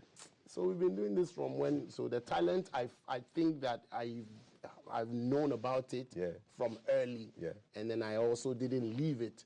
I just love to. I think I was grown in an environment that allowed me to express myself, write my poems, write my plays, give it to my school, and then we act it out. So from early, I think I want to thank everybody who I'm not aware of, who made sure, especially some of my classmates from primary, they would, you can do it, even senior high school. So along the way, my talent has been very evident, and so we just harnessed it. But up to a point where I think I got to junior high school 3 JSS, got into an accident, then the routes changed, went into the hospital situation, came back, and life made it such a way that there was nothing in front of me. All I had was music. So I had to just... I hope this doesn't make you too uncomfortable. The accident, did you see it happening? I mean, do you remember what was happening before the accident happened? We were on the motorway headed back home. We had come to Accra from Ashaiman to visit my uncle on a fateful Sunday. So by the time where the toll is now, there's old toll, at the time. So I think what I remember is that we pulled over. My sister, and my dad were driving in our car. We pulled over for me to pee off. I was a 12-year-old kid, almost 13. So we went out, I peed, and then we got back into the car. When we got back to the car, my sister and I were in the back, so we're always giggling and chatting and vibing. You know where we're fathers. Yeah. You know, it was like, he was like, stop. Okay, cool. So now we're not giggling anymore. So after I went to pee back, I went to assume the front seat so that there's separation. Yeah, man. No so more. She was in the back seat. Giggle by yourself. By 2 minutes time, that was it. It was a flash. Yes, it was a flash. So by the time I sat in front, I don't know what happened any longer. You don't remember anything? I don't remember. All I remember was maybe, I don't know. So that's all. I sat in the car in front. Immediately when that was what happened. And then 3 days after, I found myself at the Kolebu Teaching Hospital. And you were gone for like 3 days? That's what I remember. That's what you remember? That's what I remember. What? You know, till that time. So then, yeah, that was it. That was where the whole thing took some turns, and it was actually a police car eventually who hit into ours. I think I said this on a few platforms, but that being an incident, yesterday another unfortunate incident happened. I need to chip it in. My road manager and a friend was robbed right after I'd left them. You know, I left them and I drove home, and he was going to drop the friend at home. Immediately they got into their compound. Robbery. 2 armed robbers got into the house, snatched their car and sped off right in their compound. Wow. You know, could have lost his life. Yeah, you know man. what I'm saying? So we're grateful. So I'm just pleading, I'm using the opportunity. This is Ghana TV. If you know of your street, if you know about what happened, we don't intend to hurt anybody. We just bring love to the people. So kindly, please, park the car somewhere. It's a Benz. You know, I think it's a C300, one of those C. We'll find the details. We've reported and everything, but I'm just using this fateful opportunity, you know, if I can, to plead with whoever is behind it. Just leave the car somewhere. The money definitely is not easy to come by, but it's not a problem. The money's in the car whatsoever. The phones, no problem. Just park the car somewhere. You know, be good to us, because nobody has done anything. We don't owe you. We haven't hurt you. We haven't stolen from you. We're only working hard to get our peace. So imagine you working so hard to you the thief, you know. Imagine they come thief you for your house. Thief, man. It's not fair. You know what I'm saying? And at gunpoint. Yeah. Oh, wow. You know, and so please, you know, one of those incidents. Yes. Imagine he was shot. Another and story. Then something else, you know, just Another story. Yeah, man. Did you, in your quiet times, I mean, do you reflect about your life if the accident hadn't happened? Do you go into those if scenarios? Yeah, I do go into the ifs, because I was about to travel abroad. As young as that age, you know, I won a visa lottery at that age. Hey, at the age of 13? Yes. Were you legit? I'm blessed. I believe I'm blessed, and I thank God for that. So I acknowledge that, and I know that upon my life. So I push myself to be able to attain every level that God has for me at that age. So what I remember was... So what? Back it up a bit. Yes. So what? You were applying to go to Yankee at the age of 13? Yes. Why? My father actually applied for all of us visa lottery. Believe me. When the letter came in, I thought it was one of the letters I've been posting. You know, I'm one of those kids who write letters to football clubs, get jerseys and all of that. So when he came and said, I come to DHL in Accra and come and collect a parcel. So I told my big sister, and we went to collect the parcel, and it was there. It's there. At the Accra DHL, they gave it to us. We came, I was reading it, and we couldn't understand what I was reading. But it was visa lottery, Kentucky State, you've won, and everybody's like, you 13-year-old, But my signature at the age of 13, the man way they say, you tell my father, say, this is your son. You have to pay critical attention to this your son. You become somebody in future. Like, yeah. It was that... that time. Was it that... I think it was on our way back. Was when I got the accident. Wow. Yeah, from after we had... Yes. We had, when we got the, when I got the letter, we realized it's a visa lottery situation. We're like, but my dad actually, I went to the American Embassy one time, and then, you know, they showed me that picture. Of the initial application? Yes, my 13-year, my initial 12-year-old would have been 12 or whatever. So the guy was my friend, we were laughing, and they said, so he turned the computer to me, and I saw I remember that as young as I was. Get your records off. Of course now. Database. So, yeah, that was, that if moment that I do get, I think I would have probably been in Yankee somewhere. Doing what? I don't know. Maybe I would have got. What I remember is that they were trying to now fix my age, so that I'm like 18. So they asked me to go and do like I'm a photographer. I've never said this anywhere. So they're just trying to polish my thing because they can't believe it, can't tally. I don't know how, because randomly I could get, so 13, man. Yeah, at that age. So it was that day when we went to Accra. After we collected the letter, it was within that week. We were trying to process it. So my dad we went to visit my uncle. We were vibing about it, how we were going to do this thing. And I think it has a duration, it expires, whatever it is. And then when we were returning back home was when I got the accident. And now I'm looking at all the places you've played in America, New York, Toronto, North America, Vancouver, Edmonton, Toronto, and all the festivals, places all around. And so you ended up going to America, but through a different route. Yes, so. What's it like jamming in the Yankee? I mean, can you remember your first America concert? One of my first ones that I remember would be at the Gramercy Theatre in 2016, when it was sold out, like big show. Me, D Black, a few Ghanaian brothers were there. It was put together by myself and a team. I think that lady manages Pato Ranking now. That's one of the first moments I can remember. And then we went on to do a few shows, did some festivals in there. One of the last one I remember was the Summer Stage in New York. Shell that was when the label, presented me the plaque of my Billboard album going #8 on World Reggae Billboard. So I went to America eventually. Have you ever played Kentucky though, where you were going to go initially? No, I don't have there yet. And you've played Europe. There's an Antwerp show coming up pretty soon. Yeah. What's your favorite Europe venue? Europe is nice to play in Europe because they actually have a great love for African music, reggae music, So I did Belgium, Reggae Guild, just I think some weeks ago.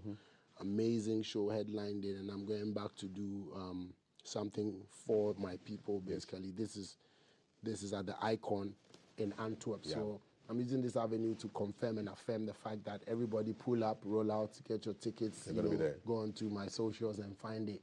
So it's interesting. I play everywhere now by what God would have planned for me, But it was not an easy thing transitioning from a young boy having an accident from the age of 13 and the trauma and the troubles and everything that comes, and that is what has made me today. So when I look at my knee and I see the scar, the other day I was in the house with a Camido and I wore shorts. So one of my friends is like, but what happened to your knee? I'm like, now the same accident. I never seen. I said, of course, I don't have anything to hide. The scars are me and I'm my scars, and I have knee replacement, So you have like a new bionic man? Yeah. Right now. I've been. From 2016, I've been. Yeah. So when you go through airport security, does it beep? Every day. So sometimes I wear shorts, not here in Ghana, and then once it beeps, I just raise my trousers and like challenge and fast. Make how they go. That's all. Maybe they can't scan. No. Let them know straight up. Yeah. So right now I'm a robot. I'm AI.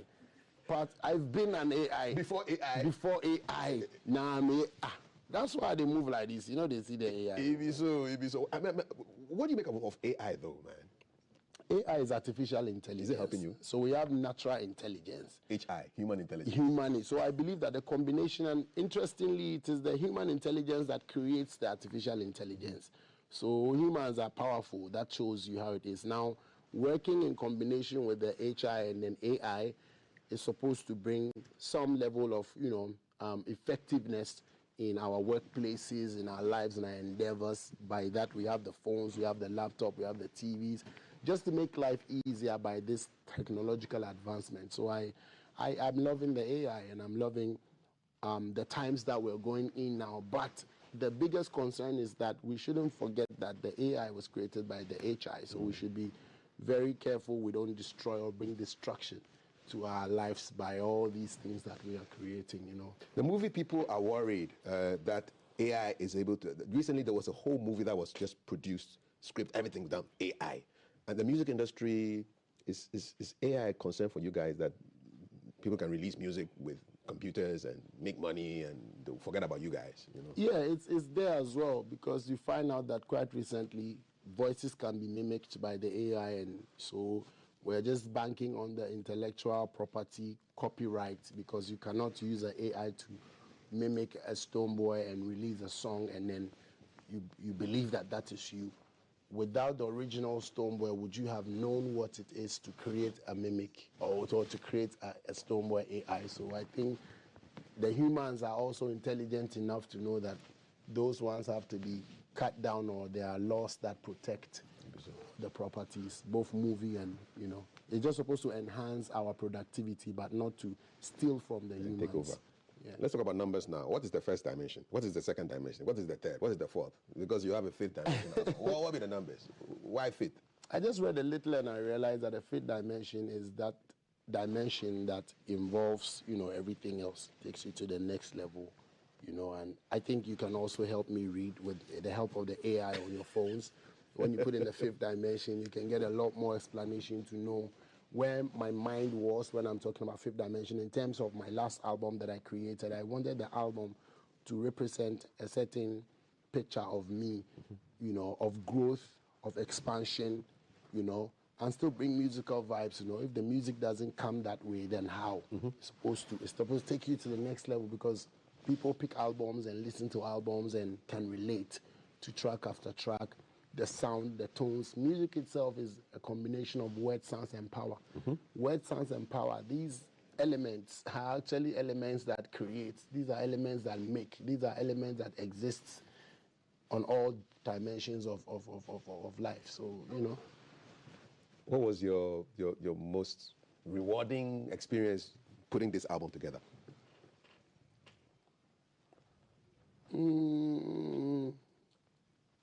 I think here in Ghana, the reward of winning the Album of the Year is really, you know, at the Ghana Music Awards is a thing that I hold dear, you know, in terms of rewards.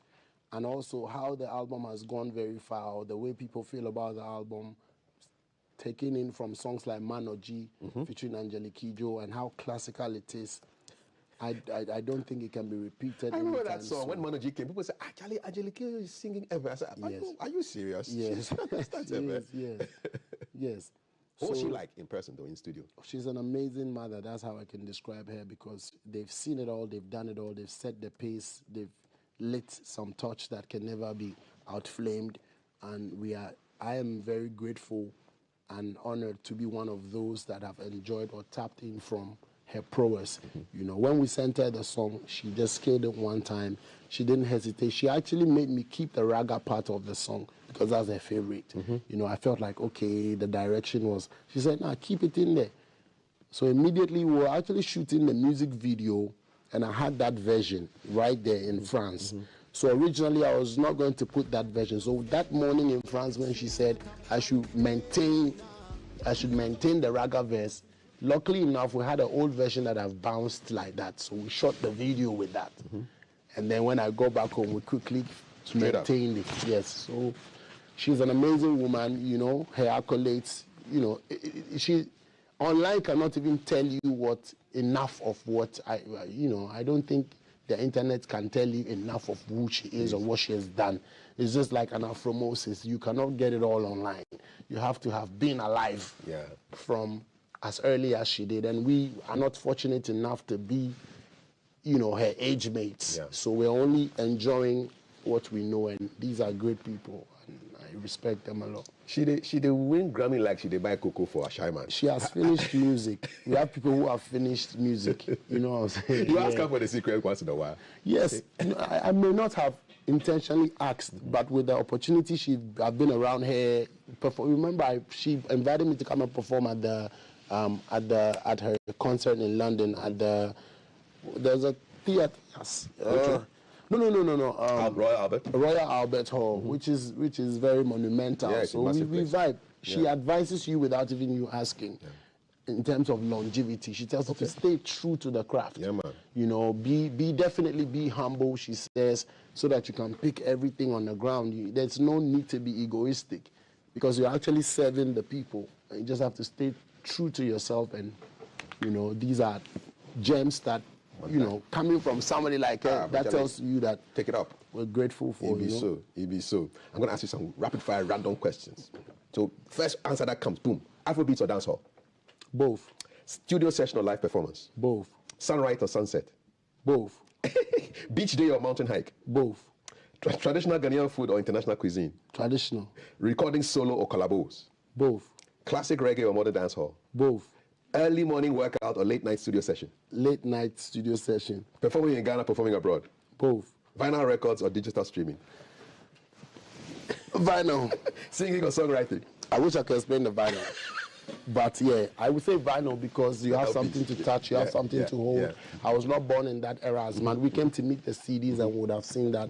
But checking with what is happening in the world right now, if you really do have information about music and what is going on, I think that we would wish that we owned our music as much as we did and not keep it only in the clouds, you know. So there should be, I believe that we want a time where we can work with both and also have what we deserve as artists, you know, in terms of, you know, putting out music and getting what is right, you know, in terms of remuneration, in terms of sales, etc. Yeah. Singing or songwriting? Both. Roots rock, reggae, or lovers? Both. Being on stage or being in studio? Both. Traveling on a tour or staying with family? Both. Gold or I'm a Ghanaian, brother. So you did take your gold with you? Yes. Yeah, this is how I answer it. I wouldn't be the first one to put on grills, of course. Yeah. And I make sure these grills were made in Ghana by my own cousin Eric the jeweler. He's good, great. I'm giving him his credit right now. Is he there? How does it work, man? Do they put you to sleep? No. They take the impression and then they do it in the studio. I call it studio. Just do it and then you can fit it on and all of that. We are in the Gold Coast, you see. So if I say I'm from Ghana, I need to be able to not speak, but show it. It be so. So around your neck and your mouth. Oh, yes. It be so. Because Ghana cannot be called the Gold Coast for nothing.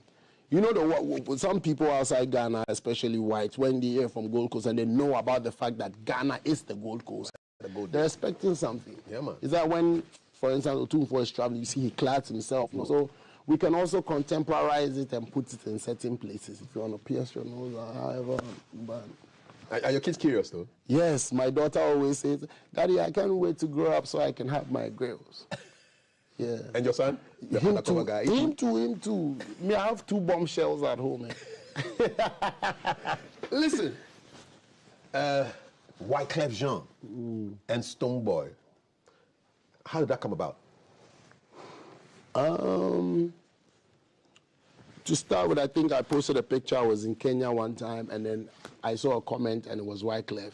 Then I went on to do a DM, and then we linked from that time. Okay. We lost contact because he always changes his number, and then we met again in I think somewhere last year. We met in Jamaica on a conference, and then we reunited again, and that was where we all, you know, realized how I was, you know, because I'm a big fan of Wyclef, especially from Diallo. You know, Diallo. And I'm a huge fan. Then he also, from the time where he commented, he said he's been watching it, been monitoring, and I felt so inspired and loved, because for the things he was saying, he was telling me stuff that I did in Jamaica that I would even not probably remember. He was talking about the bean festivals that I put together, and the last one that I did, or the stadium sold out, everything, you know. So he said, yes, if he would ever come to Ghana, I would be on my platform, you know. And the first time he went to, you know, he was telling me a story about Diallo and how that made it to the album, and, you know, how he became, you know, as Haiti and Ghana. So we had that rapport, and then we left Jamaica, went to New York. He sent me a ride. I went to his house, we were eating watching, doing a few things, and got into the studio. Then I realized, but before I went to the house, you know, we have spoken about working. So I had this record that I had done in London, which is Pray For Me. And it's sitting there. It's not a good song. It's sitting there, you know. When the inspiration comes, you create. But when there's time, that's why I said I like both, solos and collabs. Because some songs come in that spirit where it needs a compliment, and then there's that meaning to it. So I sent it to him before I went to the house that evening, just to be like, okay, these are the stuff that I got.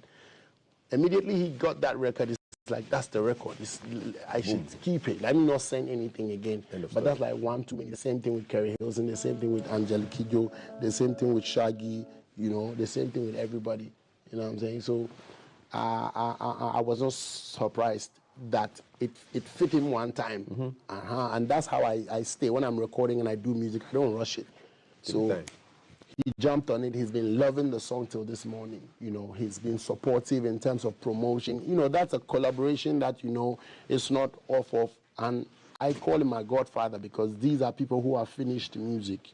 You know, when you do music like for after 20 years, these ones have been here for almost 3 decades. You know what I'm saying? Yeah. So it's all love, and we put together a beautiful record. I went to Winneba the other day on Friday, and I performed it for the first time. When I heard the response, I was like, it's a hard one. My people are just too much. I love you guys, man. Another one. Pray for me, my brother, when you see inside the entire hour. Pray for me, my sister, inside the entire hour, because life can get so hard, but still worth living. That's the message the world needs right now, you know. Introduce your song, man. Yeah, man, I go by the name Stonebwoy, a.k.a. the Beam Nation President, a.k.a. Livingstone, a.k.a. Torture, you know. So this is a new one featuring Wyclef Jean from Haiti and Ghana on this collaboration. Pray for me. Let's go.